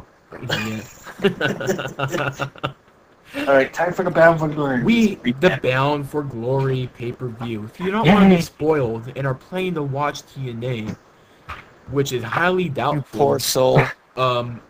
please skip over this segment. I don't know, it's probably going to take a good 20 minutes, depending on how long our rant is. We start off with a dark match. The TNA Tag Team Title match. Inc. versus Mexican America. Mexican America won. Mexican America were the champions, and they just retained their titles. Anyways, we start off the actual pay-per-view with Brian Kendrick and Austin Aries. Holy shit! This What was a a good great match. match. We haven't seen a good X Division match in a while. Austin Aries retains the title. And then the next match, we get the Full Metal Mayhem. Well, we're not going to do play-by-play on a When we pay-per-view. do the rant. Okay. Full Metal Mayhem. Jerry Lynn versus Rob Van Dam. Another damn good match. And then it all went downhill. The winner of that was Rob Van Dam. And then this is when the Bound for Glory pay-per-view started to turn to shit. Oh, Not putting it Raw, light, not Raw shit, but it was TNA shit. which is even worse than Raw. I'm not sure. You're drunk. You don't know what you're talking about. I'm not releasing any of that information right now. Anyways, we have Samoa Joe, Crimson, and Matt Morgan. The winner of that match is Crimson, and Samoa Joe is slowly getting buried to the point where WWE may not want him. Who knows? Because I know that's what TNA is trying to do. You might be overusing that term. What do you mean? Because being buried is like John Morrison. No, being buried is like Drew McIntyre, but in TNA standards, they know that Samoa Joe's big. They know that he's an original, so they have to slowly bury him, but they're not going to be able to do that before his contract expires. And his contract is expiring soon. There's no news that he's going to be re-signed, but TNA is trying to make him look bad to the point where WWE's going to look at him and be like, ew. We don't want that pile of trash. Anyways, we're going to move on. The Falls Count Anywhere match with Bully Ray. No. Fuck that. Bubba Ray. Bubba. You just called him Bully Ray. No. When you said you didn't. Right. It's too late. You just called him. No, I didn't. You're going to have to edit it out now. Yeah, I have to fucking actually edit this show. Bully, bully, bully, bully. Oh my Bully, God. bully, bully, Bubba bully, Ray bully. versus Mr. Anderson. And at the end of this terrible match, we get Mr. Anderson to come out with a mic check through the table. And then we get a TNA Knockouts title match. A match that me and Strike had an argument over. And I'm going to argue with him again when we get In the to rant the rant. section. Velvet Sky, Madison Rayne, Mickey James, and winner. And the winner of this match, which made me so happy, I absolutely love this girl. Gray in the ring, great personality, fucking hot as hell. Great ass. For the first time ever, great ass. Don't forget about her ass. For the first time ever, Strike. Because we had an argument about if she has won the title before, which she hasn't. This is her first time winning. Miss Velvet Sky. Everybody just... I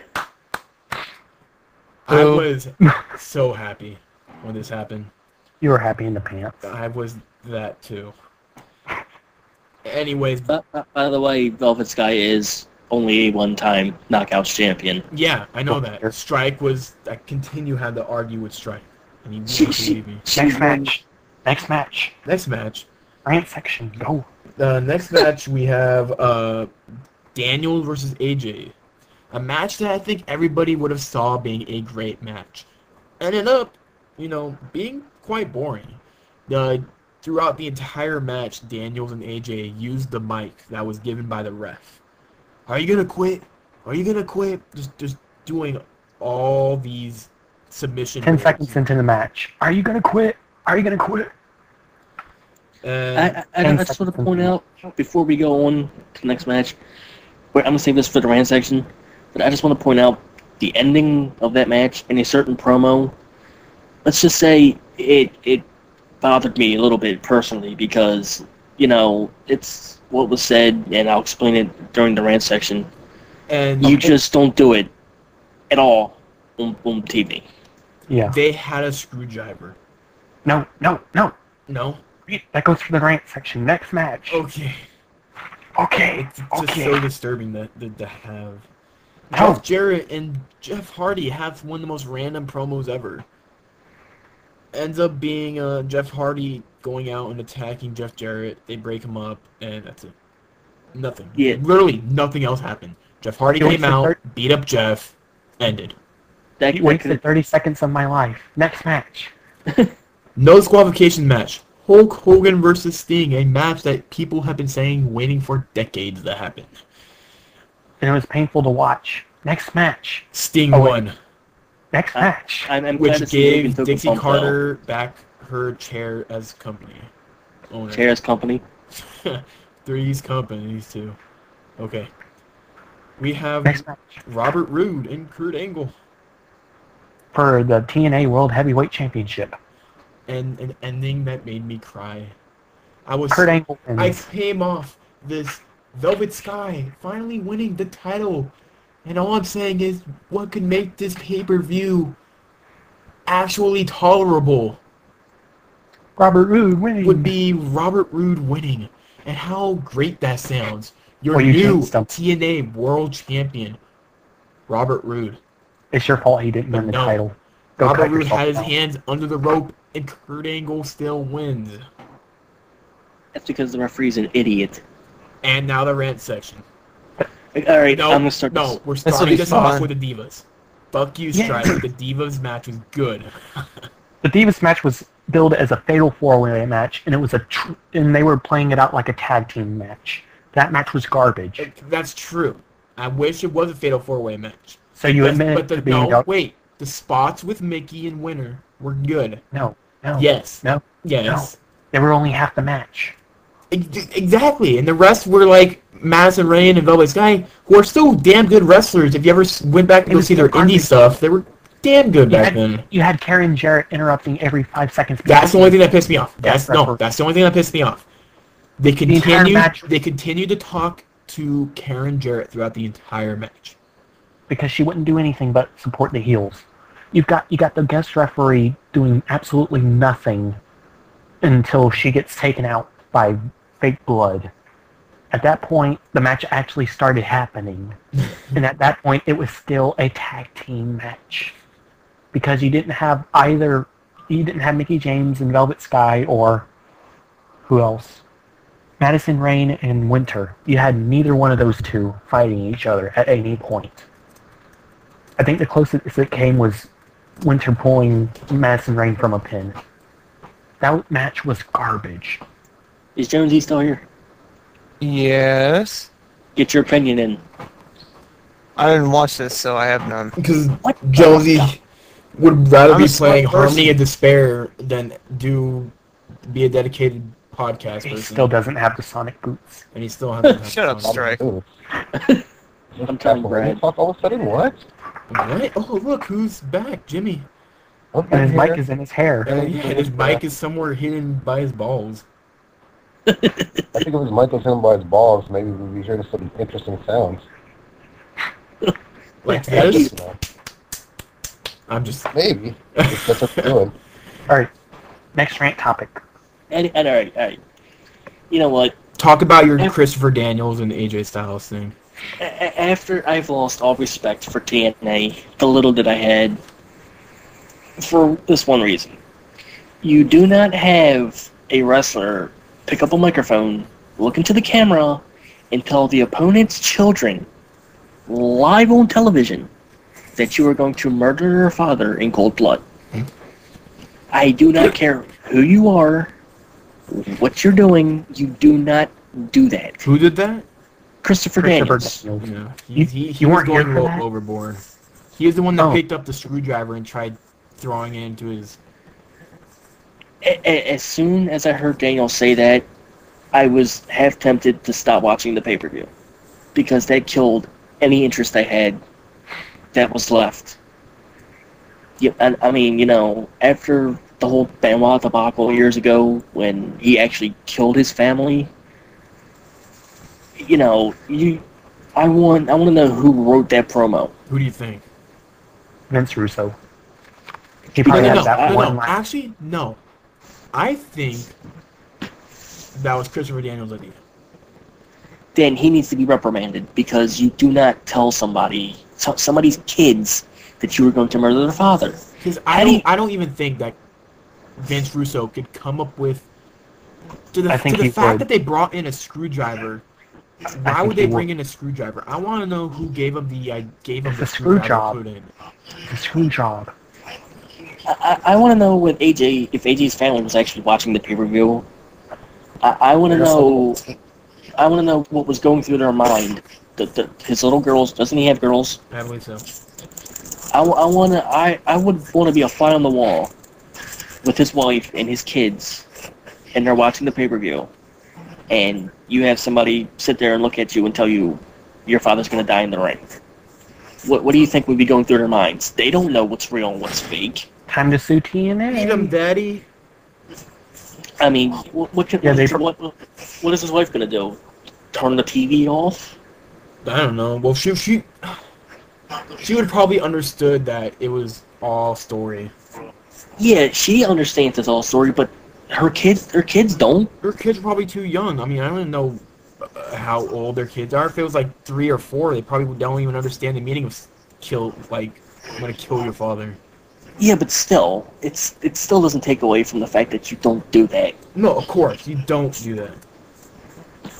So I'm really hoping somebody gets in contact with TNA and tells them, or somebody filed a lawsuit or whatever, and tells them, don't do any more promos where you threaten to kill somebody on live television, because that's not good for business. It's TNA. No one cares. Yeah, but that's besides the point. Oh yeah, one of oh no, they have 3 sons. Right. AJ Jones, Avery Jones, and Albie Christopher Jones. No. Not Christopher Jones? I thought they named their children after each other. Avery's a boy name? Yeah. You didn't know that? I did not know that. And who named the kid Albie? No, these parents that Who named their kid? Parents that name their kids all starting with the same letter piss me off. No, who names their child Felix? Felix is What? people who are Russian That is and like- want that is someone like- and want a kid who could beat the shit out of someone. That's it. That is like John Cena's middle name. John Felix Cena. Actually, Why would John you name your Cena's middle name is John Anthony Felix Cena or something. it is like some- John Felix Anthony Cena. He's like some British person with Really? 50 names. But anyways, can I rant about the... One of his ring names was Mr. P. Okay, can I, Yes, What right. You fucking can ring rant. name is that? can I rant about the I Quit match now? Yes, you can. That's the same thing we were just ranting on. Okay. Well, I was waiting for you to finish. Anyways, for our viewers watching, if you have seen Cena versus The Miz at Extreme Rules, this is the exact same match. Styles gets beat up on the entire match, and Superman's his way into the finish and wins. Even though Styles is the dominant talent in that matchup. Yes. He got beat up on the entire I'm happy that he did a Superman because Styles is a lot better wrestler than Christopher Daniels. So you'd rather not have a perfectly good match, but you'd rather have a generic Cena match. No. Yes, that's what you just said. Don't even deny. If they couldn't play any other way, I'm just still happy that Styles They could have had an won. actual match. They could have. They could have put on a damn good match. They probably could have saved the entire pay-per-view.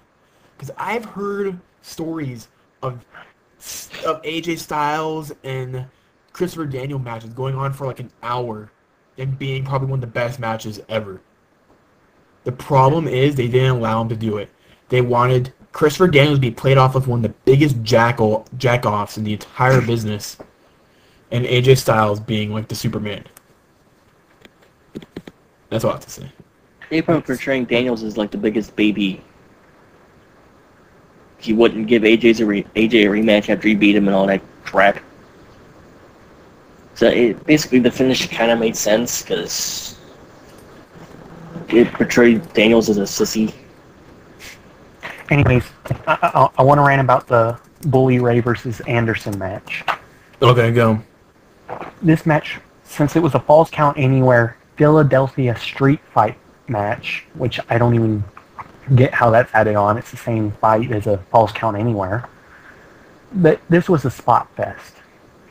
You had a couple minutes of actual fighting, but the rest of the match was just nothing but spots. And then you have the biggest spot of the night. Anderson about to put Bully Ray through a table with the senton bomb, and he botches it. This is like something you would see on Botchamania and CZW or something. This was a bad match. He actually had to go and put Bully Ray through the table with a mic check because he missed him almost entirely. That match was bad. That was a bad ending to a bad match. And then Hogan and Sting was just painful to watch. Because Hogan can't take a bump without breaking his entire back and getting paralyzed. Yeah. So the biggest thing you had him do was fall on his back. That's a bump. That's not a bump. That's a bump. That's not a bump. He A falls bump over. a bump is where you're hitting the mat on your back. That's a bump. No, a bump is like taking a spill to the outside from the turnbuckle. That's a bump.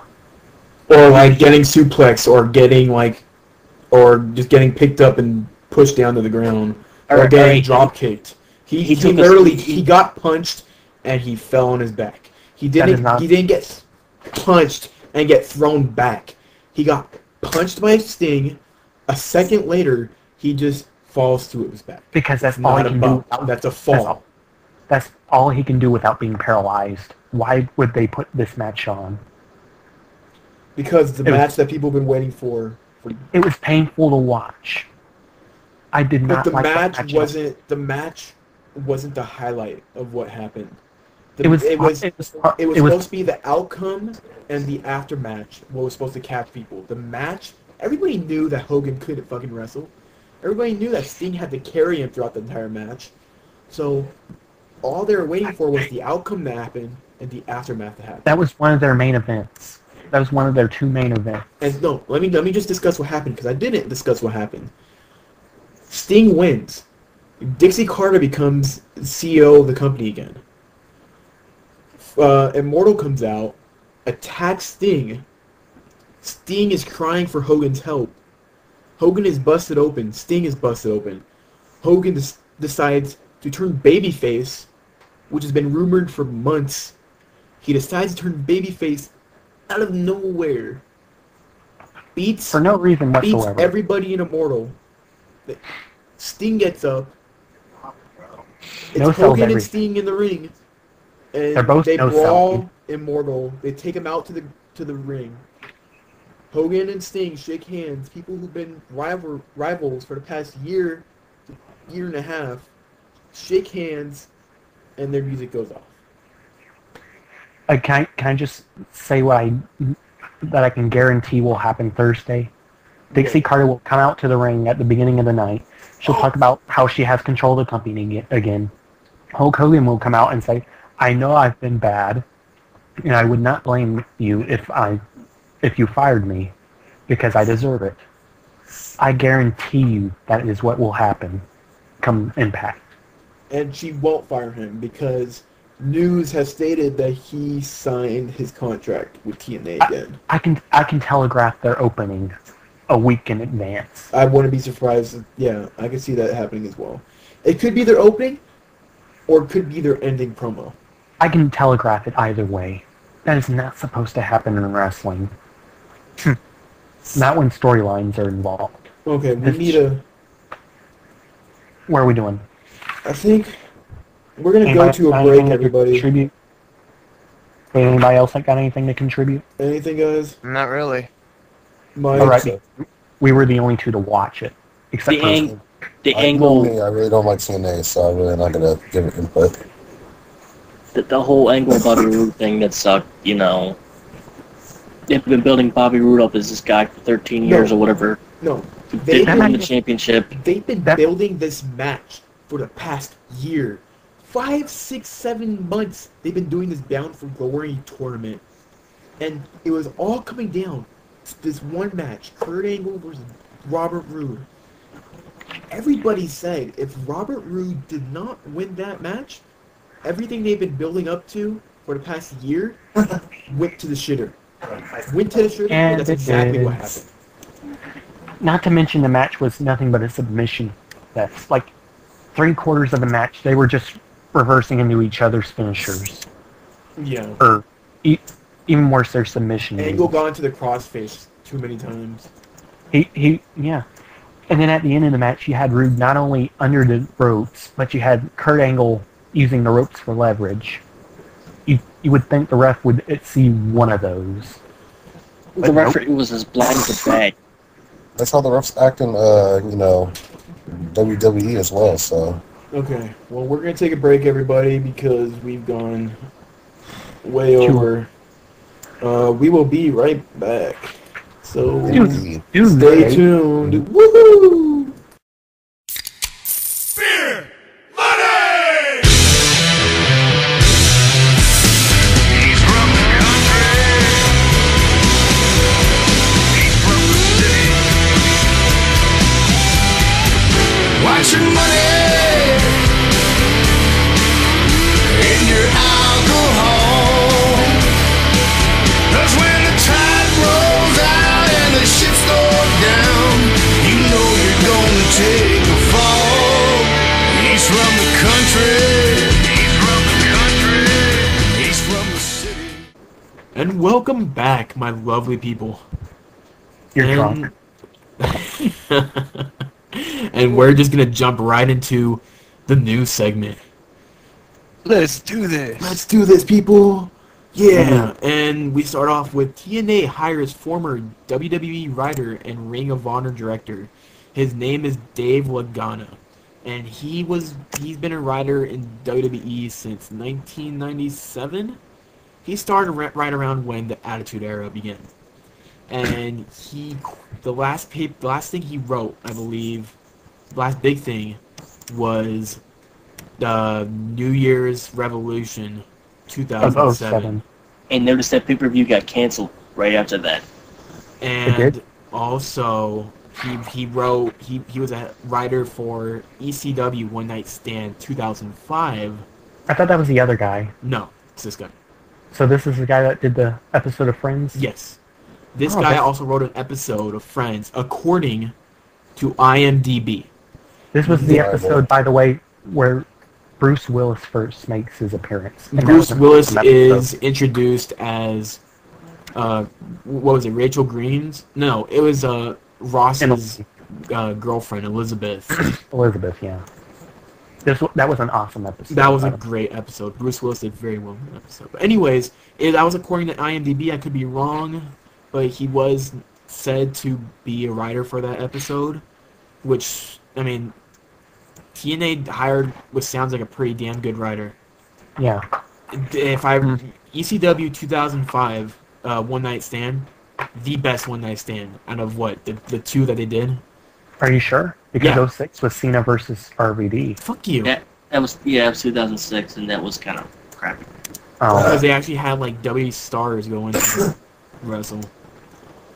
2005 was mainly ECW guys. He says on his website, "I'm leaving Ring of Honor Wrestling to tackle new challenges.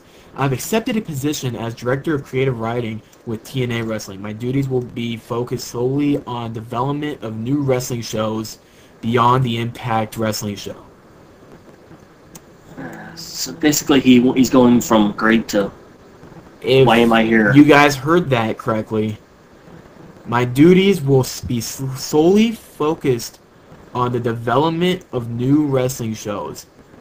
The news have been stated that TNA is working on a brand to focus on their fan base in India. In The what? India, people. So TNA is going to India? TNA is going to India. I don't know. They're probably going to be in Florida still, but they're They're going to have a gonna lot of India wrestlers. They're gonna Indians. pick up the Great Khali. And he's Oh, gonna be the guy in the ring. God, if that happened, I would laugh so hard. No, basically what's going to happen, they're going to do, I forget the name of the show, Epics, I think it was. Basically, it's probably going to be like that, where it's going to be a show just in that market. Because TNA's had several shows just for people in England and Ireland and all that. Basically a UK show, so it's basically probably going to be an India show Yeah. that's taped before Impact. I doubt they're actually going to go tap into the market and look for Indian wrestlers. They're not that smart. That's what you think. Anyways, TNA used to. And if they were that smart, they would have tapped into the British market when they had Oh yeah. the UK They only had, show. Williams and all that. Yeah, so I doubt they're highly that smart to tap into that market of talent. If they couldn't tap into the British market. Well, they had to do a little bit when they made that British stable with like The British, Magus. the British invasion. Yeah, Yeah, but that, that eh, crashed and burned. yeah. They're dominant for a while, but then they crash after a while. Anyways, WWE planning Divas reality series. Oh God. damn it. WWE Oh, fast. WWE.com describes the program as a reality show that welcomes you aboard the private Divas tour bus as it travels from venue to venue. Cameras will roll 24/7, capturing the unscripted bonds, battles, and behind-the-scenes drama that only our WWE Divas can deliver when their public and private lives merge on the open road. So mostly Kelly. Yeah. Lots of Kelly. You're gonna see lots of Kelly. If I just wished Melina was still in development, was still in with WWE, could be so much interesting. Of all the crap people talk about her being a bitch. Anyways, they had a poll asking what the show should be called. Either WWE Divas Hot Wheels, WWE Divas Road Trip, WWE Divas Heels on Wheels, What? WWE Divas Joyride, and WWE Diva Detour. What is Yeah, what none of type- those sound what's like porn a bad names. show? They all sound All like those porn nicknames. names. Makes it sound like it's gonna be a horrible show with all those nicknames.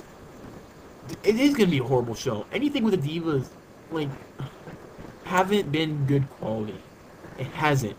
And we're gonna Obviously. talk about that when we get to our rant segment of how the Divas have been treated badly. We're not in the rant section? Not in the rant section yet. Oh, I have a okay. feeling that show though is gonna surprisingly turn into like a Jersey Shore ripoff. I have a feeling. It probably There's a Jersey Shore ripoff with in Texas and in for Russians. Have you seen that? No, I'm not. There's like a Jersey Shore ripoff that's based in Texas, and there's another one that's based on like in New York with Russians. It's pretty funny. In Jersey Shore ripped off Real World, but that's irrelevant to the topic at hand. Yeah. Anyways, WWE announces another live SmackDown special for next month. Another live show, people. I wonder if Matt Hardy. I wonder if getting Matt Hardy's there. gonna commit suicide afterwards. They say it's gonna be including Randy Orton, Sheamus, World Heavyweight Champion Mark Henry. Again, this is next month, and they're Well, they're not. talking they're not- about Henry as a world champion, which could mean he could still retain. They're not going Have to vengeance. spoil the ending of a pay-per-view before it happens. Of course, they're happened going to before. bill him. Of course, they're going to bill him as the world heavyweight champion. Whatever. Big Show, Christian, Sin Cara, Cody Rhodes, Wade Barrett, Daniel Bryan, Bryan Danielson, Natalya, and Alicia Fox. And one of them's going one-on-one. And with the it will other. be aired live on Tuesday, November 29th at 8 p.m. Eastern Standard Time. Yay! Lovely. Yay! And Great. we have name reported for induction into the WWE Hall of Fame next year. Mexican wrestling legend Mil Mascaras. Hopefully I said that right. Or Will be Mil inducted into the Mascaras. WWE Hall of Fame next year in Miami, Florida during WrestleMania 28 weekend. If you don't know who Mil Mascaras is, he's the uncle, right? Uncle Uncle of Alberto Del Rio. of Alberto Del Rio. I still don't know who that is. Del Rio But is you already knew that. Del Rio is known to be part of a famous family. Munch, And munch, munch. yes, crunch. Anyways, he's known to be part of a very famous. I bet you Del Rio is going to be inducting his uncle. There's no surprise there. Well, obviously. I wouldn't be surprised if his uncle showed up on an episode of Raw or SmackDown or whatever. His uncle is actually supposed to be on SmackDown this week. Yeah. Yeah. So probably expect for him to start seeing him. Who knows? And Okay. the biggest topic that just pissed me off. Well, hold on. Let me get the Chikara news out there. real No. quick. Okay, fine, sure. What? Well, the biggest news goes last. For all you Chikara fans out there, I know there's 3 of them. But next month, Mike Quackenbush and Eddie Kingston are wrestling for the first World Championship in that promotion. So, make sure you order the pay-per-view next month. Yeah, I'm pretty sure it'll be a good one. Chikara. Chikara. So it's not Soldier Ant? What's that? What about Soldier Ant? Where's his grenade? I'm sure it'll be there. Yeah, one of the guys in Chikara has an imaginary grenade they throw, I'm gonna Imagine use if the movie and they sell it. magic to win you in this match. Chikara! Chikara! Soldier Sounds Ant is like a pretty bad good. YouTube video where it shows like the wrestlers using hypnotic powers. The most illegal move in the world. No, the most you know what's the best move in the that world? I can't remember, but it happened in TNA, and I can't remember who did it. Probably someone. They're doing counters, and he throws them to the ring, and then the dude just starts dancing. Probably Curry Man. No, it wasn't Curry Man. It was like, it was Those were Flair, wasn't it it? was an old African American. I can't remember who it was though. Sanjay Dutt. No, I'm He's an not African American. like I know he's old. Whatever. No. Just move on. What's your next topic? Mike, What's up? you have any other? No, that's the only thing I wanted to get out there. I thought you said you had two. Well, you wanted to move through this, so let's go. Well, hey, I Okay. think I got a Our news article final real news quick. topic. Can I throw a news article out there? What? Can I throw a news article out there real quick? Sure. Yeah, sorry about that, but I just realized it. Earlier today, earlier this week, it was revealed that Vince McMahon is kind of really ill, and backstage he was actually showing it. Oh yeah. No, what happened? No, let me rephrase that. Go ahead. Vince McMahon, when he came out to interrupt Triple H on Raw, he had a flu. He had a flu or he had a cold. I can't remember specifically. And it was showing his age. That doesn't mean Vince McMahon is dying. No, Aw. it just means that he was sick. And usually when he's sick, Jesus Christ, Jimmy, you're making way too much noise. That's on me. My apologies. Anyways, when Vince McMahon came out to interrupt him, they said that he looked older. Vince McMahon had a flu. He was sick, and usually when Vince McMahon is sick, he's they don't Honor. show it. They put a lot of makeup on him. They make him look like he's just regular, but people have just been saying that he's looking a lot older. He is. He's getting fucking Well, he's old. getting up there. Like what?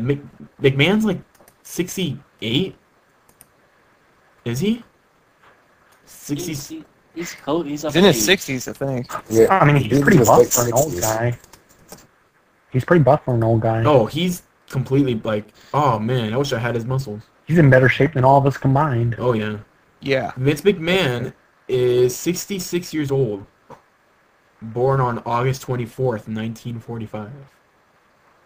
The dude's getting up there, and I bet you he could still wrestle better than Hulk Hogan.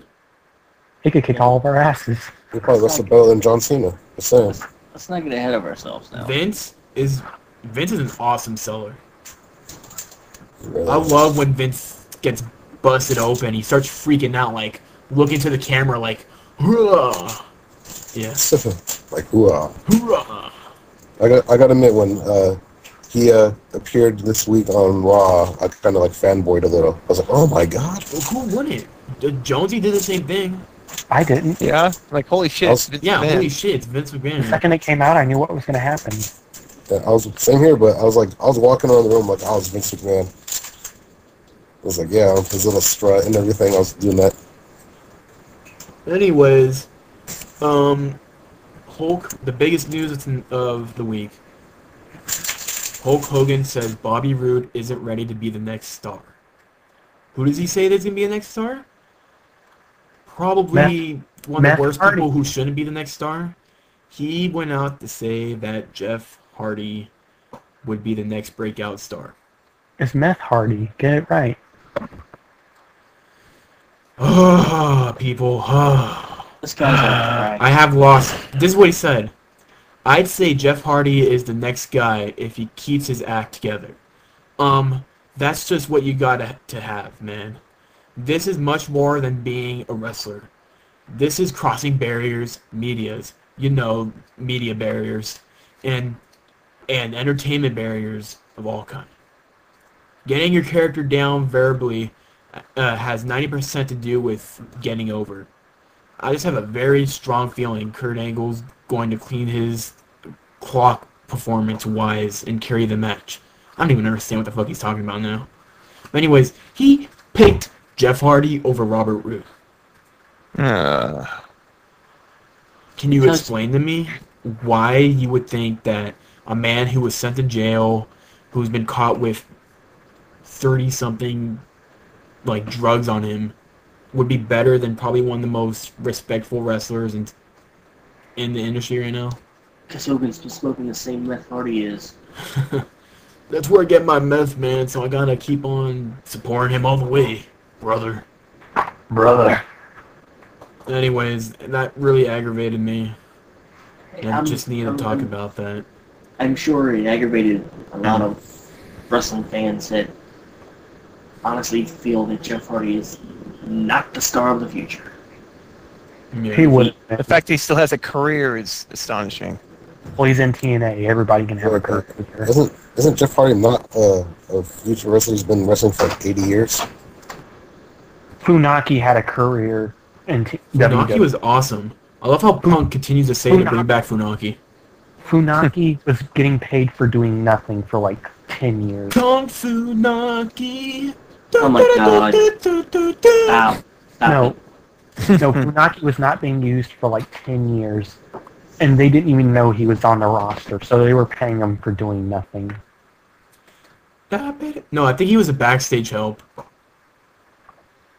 I'm pretty sure not. No, I believe he was backstage help. He was there to like keep things in order. He was like what D'Lo Brown does in TNA. Anyways, Maybe Funaki didn't want to wrestle, so that's why. no, Funaki was having fun with that Kung Funaki thing. He was probably like, he was probably training others in the back, like, showing them what's up. Fun in the WWE? What is this? Door her. It's like fun That's not and possible. podcast for us. Oh my god. Anyways, people, let's move on to our new segment. I was told that, we needed to not sound boring. We needed everybody to get their own opinion, so I decided to create the rant segment. Yay! We need a theme. Yeah.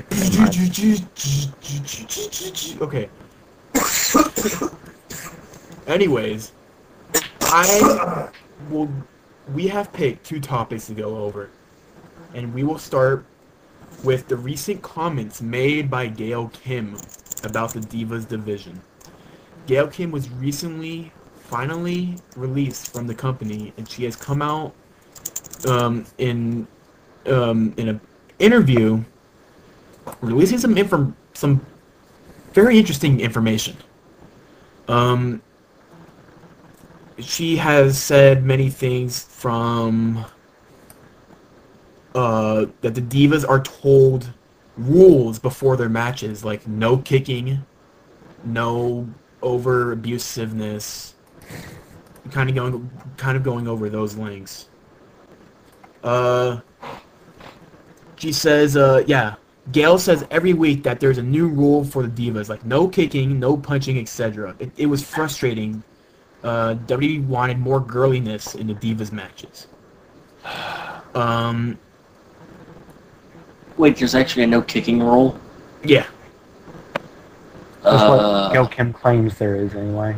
I highly doubt there's a no kicking rule. Gail reveals that the Divas today are told, you're getting too physical, you're getting too good, indicating they don't want the women to upstage the male wrestlers. That will never happen. Keep in mind, She's also said that on re-signing with the WWE, Gail says Johnny Laurinaitis, told her that the creative team was so excited to have her back and had ideas for her. Really? They did nothing with Gail Kim.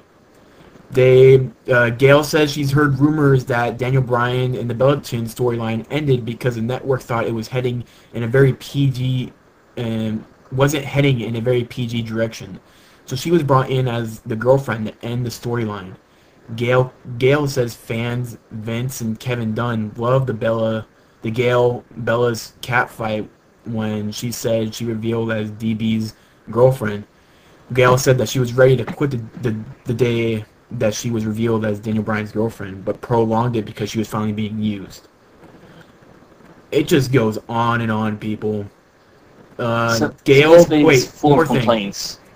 Gail on having WWE hiring models instead of independent wrestlers. She says that what is known she says that's what it is right now. Girls like Beth and Natalya are a rare breed. She thinks women can draw and have kick-ass matches. They can if they actually have talented women, which they don't. Like Trish Stratus, like Lita, like Jacqueline. Karma is like Big Show. Karma's good. For a diva, she's good. There's a lot of people that think for whatever reason that Trish Stratus is overrated. So, well, because they're stupid. Anyways, here's my question to you. Because KO Kim has come out and talked about the divas and talked about how they're being regulated in their matches, that they are given a barrier to not go over. Do you think that's the reason why the Divas division hasn't been doing that good in the past 4 years? I'd just like to say that since Gail Kim is or was a disgruntled employee, do not take everything she says as truth. That's true. This is a shoot interview. So but I do believe that some of it is true. I do believe some of it probably is true. I do believe that the divas are probably being held back. I won't argue that, but I believe they are. I believe they are being regulated in their matches. I'm not going as far as no kicking in the matches. No, that's bad. I'm probably saying don't do any spots that will be over the top, like flying off the top rope and doing a spinning heel kick or something like that. All right. I got a question. How are they being told not to do that when back in December at the TLC pay-per-view they had the first ever Divas Tag Team table match? I don't even remember that. I don't. Oh, I forgot about that. So how like everyone else. So how are I highly doubt that the Divas are being told they can't do stuff like that when they had a tables match a few months ago. Well, guys, this is one match. They could have been, this is an Extreme Rules match. Do whatever you want. It doesn't mean that they're still just going to go back and regulate them. It's the WWE. They can do whatever the fuck they want. And as far as regulating matches, they regulate all the matches. But again, like what she said, what Gail Kim said, that they're just trying to not make them upstage the actual male wrestlers. Because I remember lots of times of, Trish Stratus and Lita matches, they could upstage any jobber or mid-card wrestler very easily. Yeah, but if a diva's going to upstage a male talent, they have to actually have talent to do it. And the two divas on the roster that could possibly outstage a male match is Beth Phoenix and Natalya. 3. Who? Who's the third? AJ. Oh. She's 12. She doesn't count. Oh. Racist. 14, you gotta get that right. 24, get it right, people. AJ is not proven to outshine a male wrestler. Again, yeah, that's what you just said. It hasn't proven. They could be holding her up. She could be one of the best wrestlers. That's why I want to go back and watch some of her indie stuff. She could be probably one of the best wrestlers yet. If she was one of the best wrestlers ever... No, not ever. Just of today's standards. Well, she wouldn't have been on NXT, and she would have been called up a lot sooner. If you're that talented, you're going to be called up a lot sooner. You're not going to go on NXT. They gave the title to Kelly Kelly. They don't care if you're talented anymore. They care that you look good and people like you. They gave the title to Kelly Kelly because technically it's somebody different. They gave the title to Trish Stratus, and she started out just like Kelly Kelly. They gave The only- They gave both titles to Layla and Alicia Fox last year. And you're gonna complain about Kelly Kelly? Wait, they gave it to Alicia Fox? Yeah, Oh, yeah, that's right. Alicia Fox was a Divas champion. And both of them I'm girls disappointed. suck. Oh, no. I remember seeing a good match that Alicia Fox did pretty damn good in.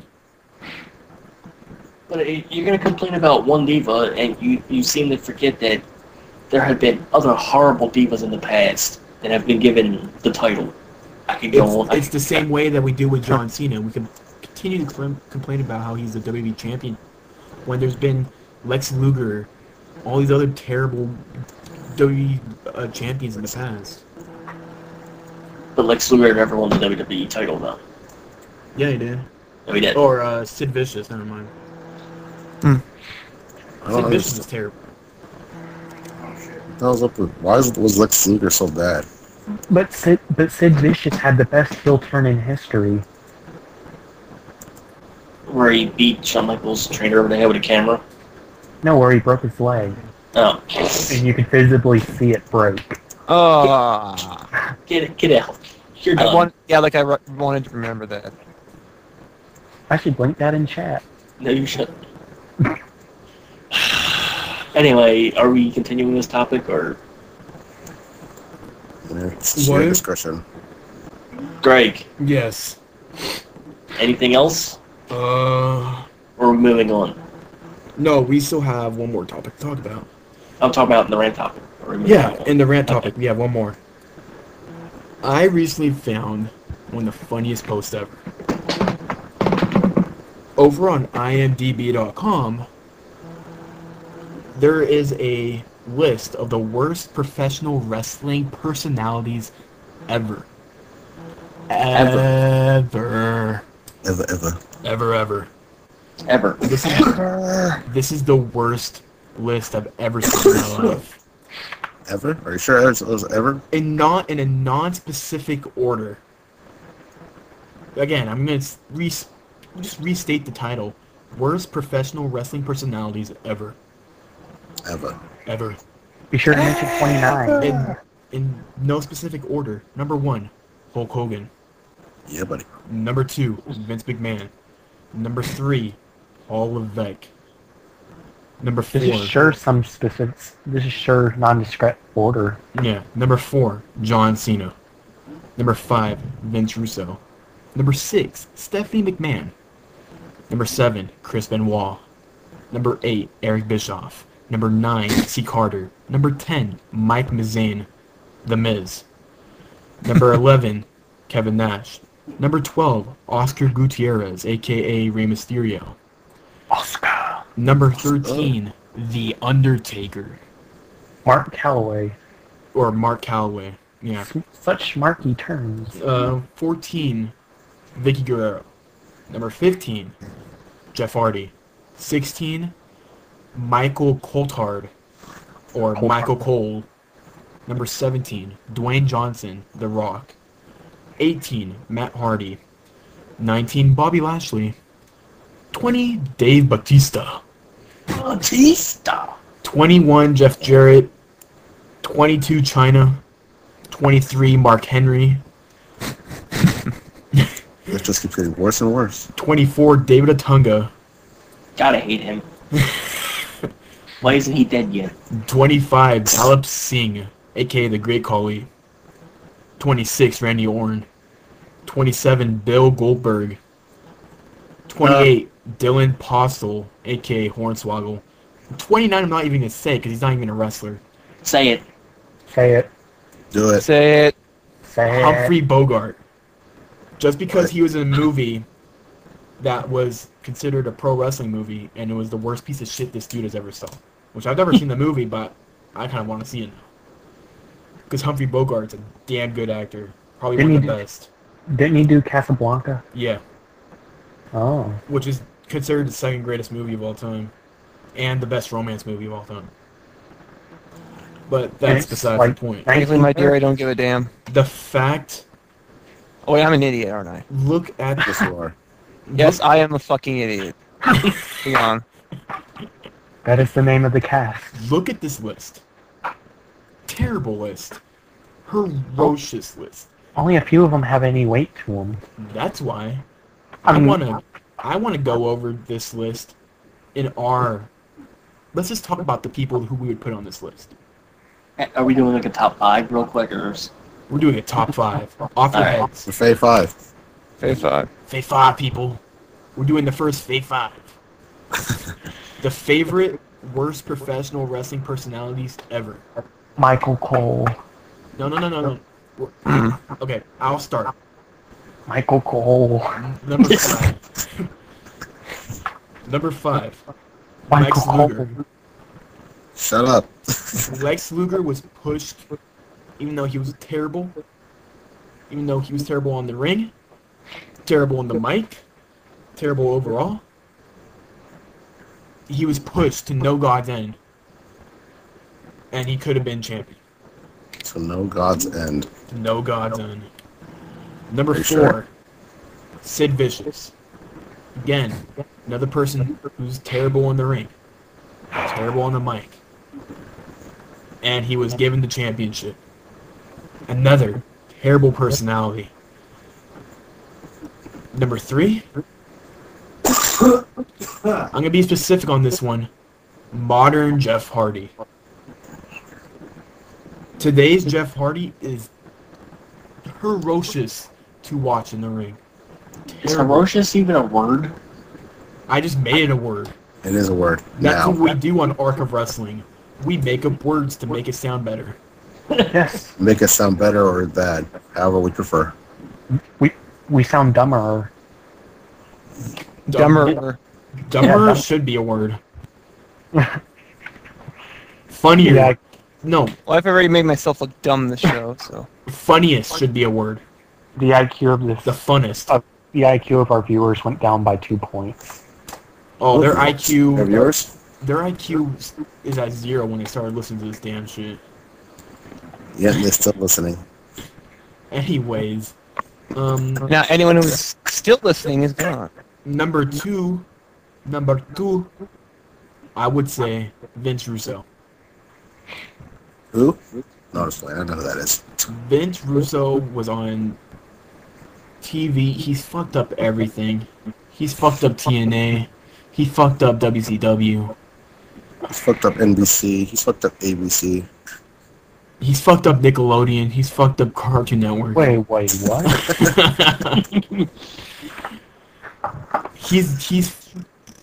He fucked your mom, Strike. That's how you were conceived. Not mine. Not Strike's mom. You're a Russo baby, Strike. I'm sorry to break it to you. Excuse me while I go kill myself. Aww. Vince Russo has terribly. And he didn't even use a condom. That's the Well, worst yeah. part of it all. Well, if his mother got pregnant, that's how it works. She sold it very well. Basic genetics here on the Arc of Wrestling. Continue. You are a genetic freak. Your mom was getting a gangbang after the stable Vince Russo created. Oh no. Oh damn. I'm done. Anyways, number 1 was hard for me to pick because I'm stuck between 2 people. Michael Cole and John Cena. Michael Cole. John Cena's actually done stuff for the business, so you can't say him. Cole Michael. I mean, But the fact that he's forcing himself not to change. No, it doesn't matter. He's still done stuff for the company. And for the business. Michael Cole's the weasel. Michael Cole's done nothing. Okay, number 1's Michael Cole. There Because you Michael go. Cole doesn't know how to announce, doesn't know how to do play-by-play. Like Jim Ross said, play-by-play has been dead in the WWE. That's my Fave 5, people. That's my Fave 5, people. My turn. Strike, you go. My Fave 5. Michael Cole. Michael C. The coal miner Michael Cole. The American coal miner. And MC. There you go. There's my Fave 5. All right, Strike. Mike, you go for your Fave 5. Let's see here. Number 5, Triple H. What? Number 4. What? Hey, he's got a horrible personality outside the business. Like And all inside of a the sudden, business. what? All of a sudden. No, we're not doing outside the business. We're doing pro wrestling in Okay, the business. In the business, he's all about himself. Well, he was.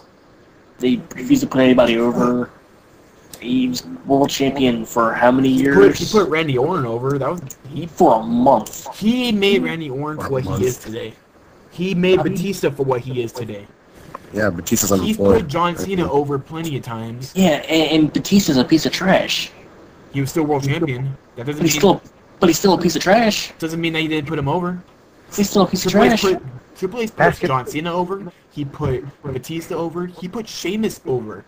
He put Orton over. He's put a lot of people over because Triple H is that guy. Triple H has taken over the chance from being a world champion to taking Shawn Michaels' place of boosting people's. Okay, and the first time Randy Orton won the title, Triple H buried him a month later. Okay. Very good time. But again, Triple H was still going for the title. It doesn't matter. And Randy Orton was able to go back into it. He's still married the boss's daughter. Anyways, He's go. still got that pull. Anyway, number 4, Jeff Jarrett, for obvious reasons. And I hear an echo. Echo, echo. Echo, echo. I think it's Echo. Jimmy. It's always Jimmy. It's always So let's Jimmy. blame- Jimmy. Let's blame it on Stupid me. little He's a little Jimmy. It's not me, motherfucker. Little Anyway. Jimmy. Anyway, Jeff Jarrett, for obvious reasons, in TNA. I mean, shut up with the echo. It's coming from you. It's not coming from me. I think it's I had Stripe. headphones in. Yeah, I'm in headset, so it can't be from me. I'm in headsets too. This isn't me. I'm in headsets as well. Jonesy. See? Well, it can't be me, is it? Oh, shit. Anyway, we'll just go with it. Jeff Jarrett's number 4. Hogan's number 3. Shawn Michaels back in the day had a horrible personality backstage. I mean, it took him like maybe 10 years until somebody told him off. He was all about himself, not the business. And then he found No. God. Then he found God. And lastly, number 1 is as much as I love the guy, his promos are epic, even though they don't make any sense. But the Ultimate Warrior. Yeah, no, I would have probably put him on my list as well. That guy was He's a all about jack the off. money. His promos were hilarious, but he was all about the money. He really didn't improve his wrestling ability at all. Okay, And Jonesy, you Big go. Five. What's your Fate 5? Trying to come up with these on the fly. I have 4 right now. I'll just go with the ones I have. I hear an echo. I hear You're not that an too. echo. We've all been hearing an echo. All right, Bart. Good job. Vagina. No echo here. You Make have a guess who I have on my vagina. list. Shut up. We're waiting.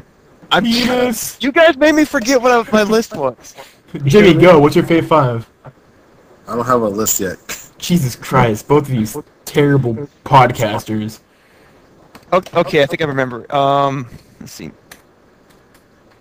Number 4, I'll go with Randy Orton. Current Randy No, Orton. no, number 5, Jonesy. I can only think of 4 right now. Just come up with Michael Cole. He's on my list. Don't worry. Okay, fine. Number 5 is Michael Cole. Number 4, the current Randy Orton with no personality whatsoever. Number 3, Cena, because he has no personality either. God damn it! This echo is bothering me. Echo Cast. Okay, what was that? Number 2, Kelly, for obvious reasons, and number 1, Michael Cole. So he's You number said 1 and 4. 5. What close 4 already? Why'd you put 1 and 4? 5 and 4. It's 5 and... Rounds out the whole list. Jonesy, you're a piece of shit. That's how bad he is.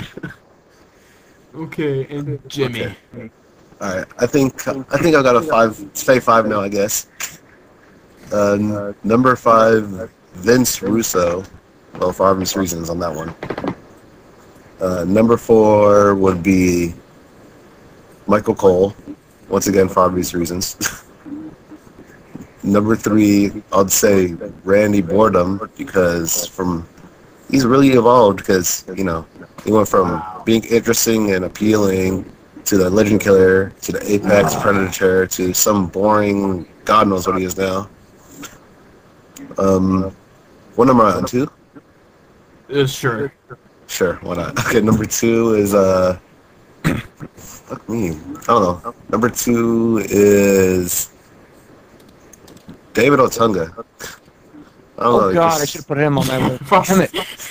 Fuck him. He's number 5.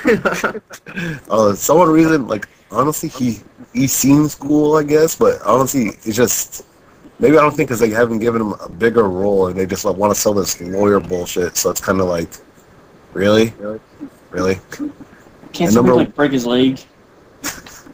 God willing. We need Miz to come in here saying, really?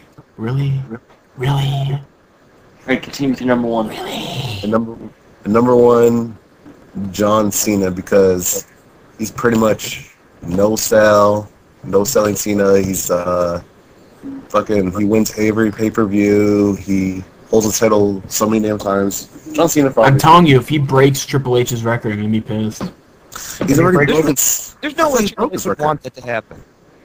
No, there's no way Triple H wants it to happen, but I think it's gonna happen. Like I said, I thought he broke Triple H's record already. No, he has. Cena's at 12. Triple H's at 13. How many times? Cena's at 11. How many times in the last year? Cena's actually at 12. Yeah. He's But at you know 12. Triple H is going to take his line down. Guys, how many times in the last year has Cena won this damn title? I think it's in the last year alone. In the last year, I think it's about 3. At least 3.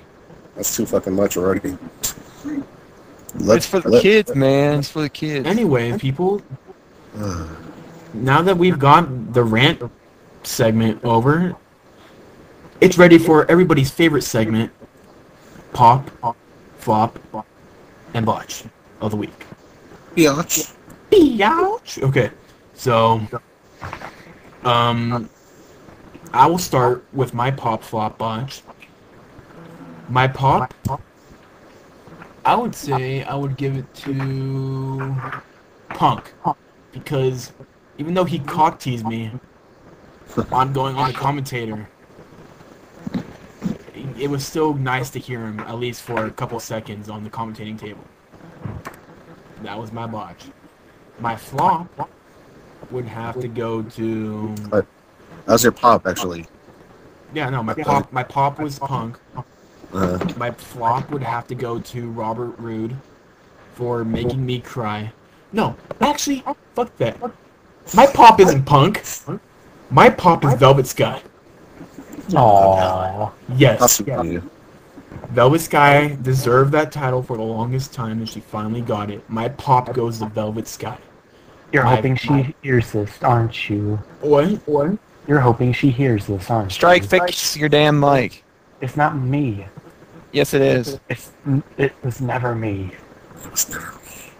Yes, it was never me. Anyways. It was me, Austin. It was me all. I did it for a rock. My flop goes to Robert Roode because he has really, for losing that match, it has made everything that TNA has been building up for gone down the toilet. And my botch of the week goes to Ken Anderson missing that swanton. You degenerate son of a bitch. I took yours in. Yes, you did. During the Ken Anderson and Bubba Ray match. See, I say Bubba Ray because I'm a smartass. During the Bubba Ray Ken Anderson match, right at the end of the match, Ken Anderson was supposed to fall on top of Bubba Ray through the table, but he missed completely. The table didn't break. His head hit Bubba Ray. That's it. Which led Ken Anderson to pick up Bubba Ray and hit the mic check on him. That was my botch of the week. Who wants to go next? I will. Okay, Strike, you go. So my pop this week went to Raw, because for the first 20 minutes of that night, it looked like they were doing something right. and I was into it. I was just wanting to know what would happen next. I was genuinely into it. Interesting. My thought goes back to Raw because they took it away and made it just the same as it's always been. And I face palmed so hard, and then I just slammed my head against the wall a couple times. I can still see the blood stains on my wall. Right. And then my botch of the week goes to Mr. Anderson because he can't send Tom to save his life. Which is true. Who's gonna go next? I guess I'll go. Okay, Jimmy. My pop of the week, considering I didn't watch much wrestling, that's going to mainly be within Raw. My pop of the week would be probably CM Punk for his brilliant commentary and his diet 30-second soda. commentating. Let him get his diet soda on. Come on, he needs a diet soda. My flop for the week would simply... Well, actually, hold on. I take that back. My pop of the week was when Vince McMahon came out. That's my pop of the week. I haven't really fanboyed that hard in such a long time. It's always nice to see Vince McMahon back on TV. Of course. My flop of the week would probably go to the Raw Creative because they pretty much dropped the ball on that one with the whole an interesting storyline. And my botch of the week would be did Sin Cara do anything this week? Because I feel like he deserves one as well. He did, but He got beat down by Hunico. You got what? He got beat down by Hunico. Well, my botch of the week goes to the Sin Cara twins, just because I feel like he deserves it. Okay. They deserve it. Anybody else? I'll go, yes. My pop would have to be... my pop is CM Punk for that short amount of time he was on commentary. Flop would be for Raw for starting out good and then just going to absolute shit and depressing me to all ends of the earth. And botch Raw again because that was just bad. And It Mike. almost made me want to quit watching wrestling. Honestly, I agree with you on that. 'Cause Hey, people- we were talking about it, and then I was just like, you know what? I'm honestly not into Raw anymore because of that whole predictable story. I'm just People like, have really? been saying that if Cena wins at Vengeance, no, they will not be watching wrestling anymore. And lots of people said that. I know lots of people are tired. Trust me, I'm tired of it. I'm trying to I see could it. make a list of so many people who said if Cena won on Vengeance, it would be them. Trust me. Add me to that list as well. You've seen all the pictures I post every Monday night in the chat room. You've seen those pictures. This is a warning out to every of our fans, our 12 subscribers, most of them being us who are actually on the podcast. That's half of us right there. The podcast will end if Cena wins at Vengeance. I don't think it'll end, but I think it'll be severely handicapped because we're kind of tired of seeing that. I think Strike's gonna have to take over, and I'll edit it for him. Strike will be the only one. He'll be talking to himself. Oh, I could do that. That's no problem. I'm pretty sure he does that all the time already anyway, so, Oh I yeah, think the value was I'm lost. insane. I'm insane. I'm the smartest person I know. I'm also the most insane. Okay, I Right. start Deadpool. watching I got you, TNA. Deadpool. What? That'll tide me over or something. Yeah. That's it. Okay, That'd probably be the Deadpool. most entertaining part of the Yes. show. Alright, anyway, Argue yourself. my pop for the week is the Austin Aries Brian Kendrick match at the pay-per-view tonight. Nice. That was basically the best match I've seen in the past 6 months. Not including the Punk match at Money in the Bank and the Undertaker match at WrestleMania. My flop for the week is gotta be Raw because that's just garbage. Tired of John Cena everywhere and anywhere. I'm also tired of Triple H. It's just boring me to tears. And my botch for the week is gotta go to Christopher Daniels because he is the biggest fucking moron for cutting that promo. You know, You can if go. I'm thinking about like not watching any more TNA for the foreseeable future. The problem is you watched TNA in the first place. I don't watch TNA at all. I haven't watched an episode of Impact in like a month and a half. Well, the problem is you watched it in the first place regardless. The only thing I watch is the pay-per-views. That's about it. Yeah, but I'm done. Whoopee, everybody. We have Survived. It's actually, Another. this is a much better podcast than we've usually done. Are you sure? Yes. It really happens. This could be probably considered a awesome podcast like our first one. If you haven't seen our first one, go visit the Arc of Wrestling YouTube page and watch it. Also, go and follow us on Twitter over at what? What? What? What? Go follow us. What? What? What? What? I'm gonna kick you all out of this call if you don't shut the fuck up. What? What? What? What? Don't What? y'all be whatting him, y'all. What? Go follow us on Twitter over at the Arc of But Wrestling again, if you like to sleep with your sister. or Arc of Wrestling, and go like us on Facebook over at the Arc of Wrestling or Arc of Wrestling. I can't really remember which one. And we will be getting an iTunes thing up once we have the intelligence to do it. What is iTunes? What is intelligence? RSS feed. Me don't understand what you're talking about. No one mentioned that. Her. Durr. Anyways, thank you for joining us on a uninterrupted, undouched out, awesome fourth podcast of the Arc of Wrestling. The And EchoCast. Yeah, but should we call it the EchoCast? No. No. no, of course Because not. it only started happening towards The end. the end. I was thinking about calling it Super Duper Glow in the Dark Match. Awesome Super Duper Velvet Sky is the hottest girl in the world. Why the fuck would we call it that? It's too long of a cast name. Because it's obviously a lie, because Maurice is the hottest woman in the world. I thought it was Also Oksana for considering- you. I thought it was Oksana. No, Oksana's a close Hey. second. Considering it was TNA that's in the title, pretty much people will tune out right there and then. They'll think it's just TNA. I didn't say TNA, I said Velvet Sky, and they're gonna be like, ooh, look, we're gonna see butts and boobs.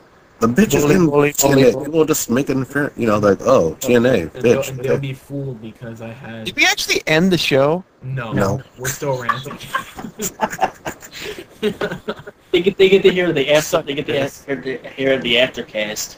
Yeah, they get a preview of what we do. This is pretty much what we do afterwards, people. We're so sorry. Well, I'm gonna go fap the ponies now.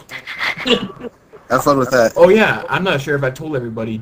Jonesy's a brony. If you don't know what a brony is, good job, because you still have your IQ at a very high level. Just Google it. I'm pretty sure you'll find out what it is from Google. Google has never failed me. Make sure your safe moderator is on moderate, because if you turn it off, you're just gonna find pony porn. Well, I guess the problem is, how would you know that in the first place? Fap the How- ponies. Because How would you know? Jonesy started linking me stuff, and I had to look it up.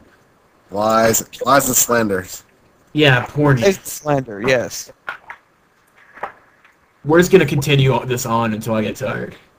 Now, how would you just, stop recording and then we can have a normal... I'm getting tired. Thank you everybody for joining us. Robert Root is a Canadian douche. Is that right? Yes, he is. That's good. That was a front row sign. Kelly is the best wrestler ever. Kelly Clay's annoying, but I would fuck her. Who wouldn't? No, because I Guys, don't catch anything. Guys with Straight dignity. women Eh, and Anyway, let's continue people on. who are married. Well, no, I can't. yeah, exactly, no. Guys with dignity wouldn't bang Kelly. If you had Tori Wilson back from like Tori. Wait. Okay, wait, stop. Stop. Tori. The question of we'll have the question of the podcast people could ask in the comments. Yes, Yeah. ask us questions, we'll ask answer them. us questions, people. No, this is the question right here for the all 12 viewers. If you were to Nobody's gonna be have, listening this far in. well, if you You should if put If that they at the have, I beginning. commend them. If you have been listening this far along in the podcast, you have herpes now. cut it off, motherfuckers. Because we're sorry. So we're worse than Kelly All right. Kelly. It's funny at the end of the show. Can I Get ask his a question question? out. Go ahead. Fuckers. Bitch ass motherfuckers. Alright, but anyways, my question to the viewers, to see if we actually got any viewers here. Who would you rather, if you had the opportunity, no strings attached, have full-on sex, or whatever you want to call it, with one of these divas, who would it be? Would it be Kelly Kelly or Tori Wilson from back in her prime in WWE? And at the end, you get AIDS. What would you pick? Yeah, no. Who would be worth it? but Who would be worth it, people? Tell me. I Well, want to my- go. my question's without the AIDS part, but you can have the AIDS if you want in your question. Like no strings attached. If you had a girlfriend or a significant other, they won't ever find out. You won't catch anything. Who would you actually have sex with? That's my question. No, here's my question. Who would you have sex with, Velvet Sky or Yokozuna? Pick people. I'll take Yokozuna any day. I want you to choose. I But just then did. you're a disturbing person. You mean like Yes. that Samoan ass? More cushion for the pushing. Then when you want Rikishi? No, because he's gonna be doing the pushing. When Vince Don't you want stink face? No, I'd rather deliver the stink face. Thank you very do you much. think Rikishi's butt smells? I don't want to know the answer to that. Is this the question now, or just ask questions to all our viewers? What does Rikishi's butt smell like? What do you think? Tell us in the comments on YouTube. Go tell us. Ooh-wee. Keep your opinion to yourself on that one. Well, we love you, everybody, and join us next week when we have our 5th episode of Arc of Wrestling. We may also have a special guest. We possibly will have a special guest.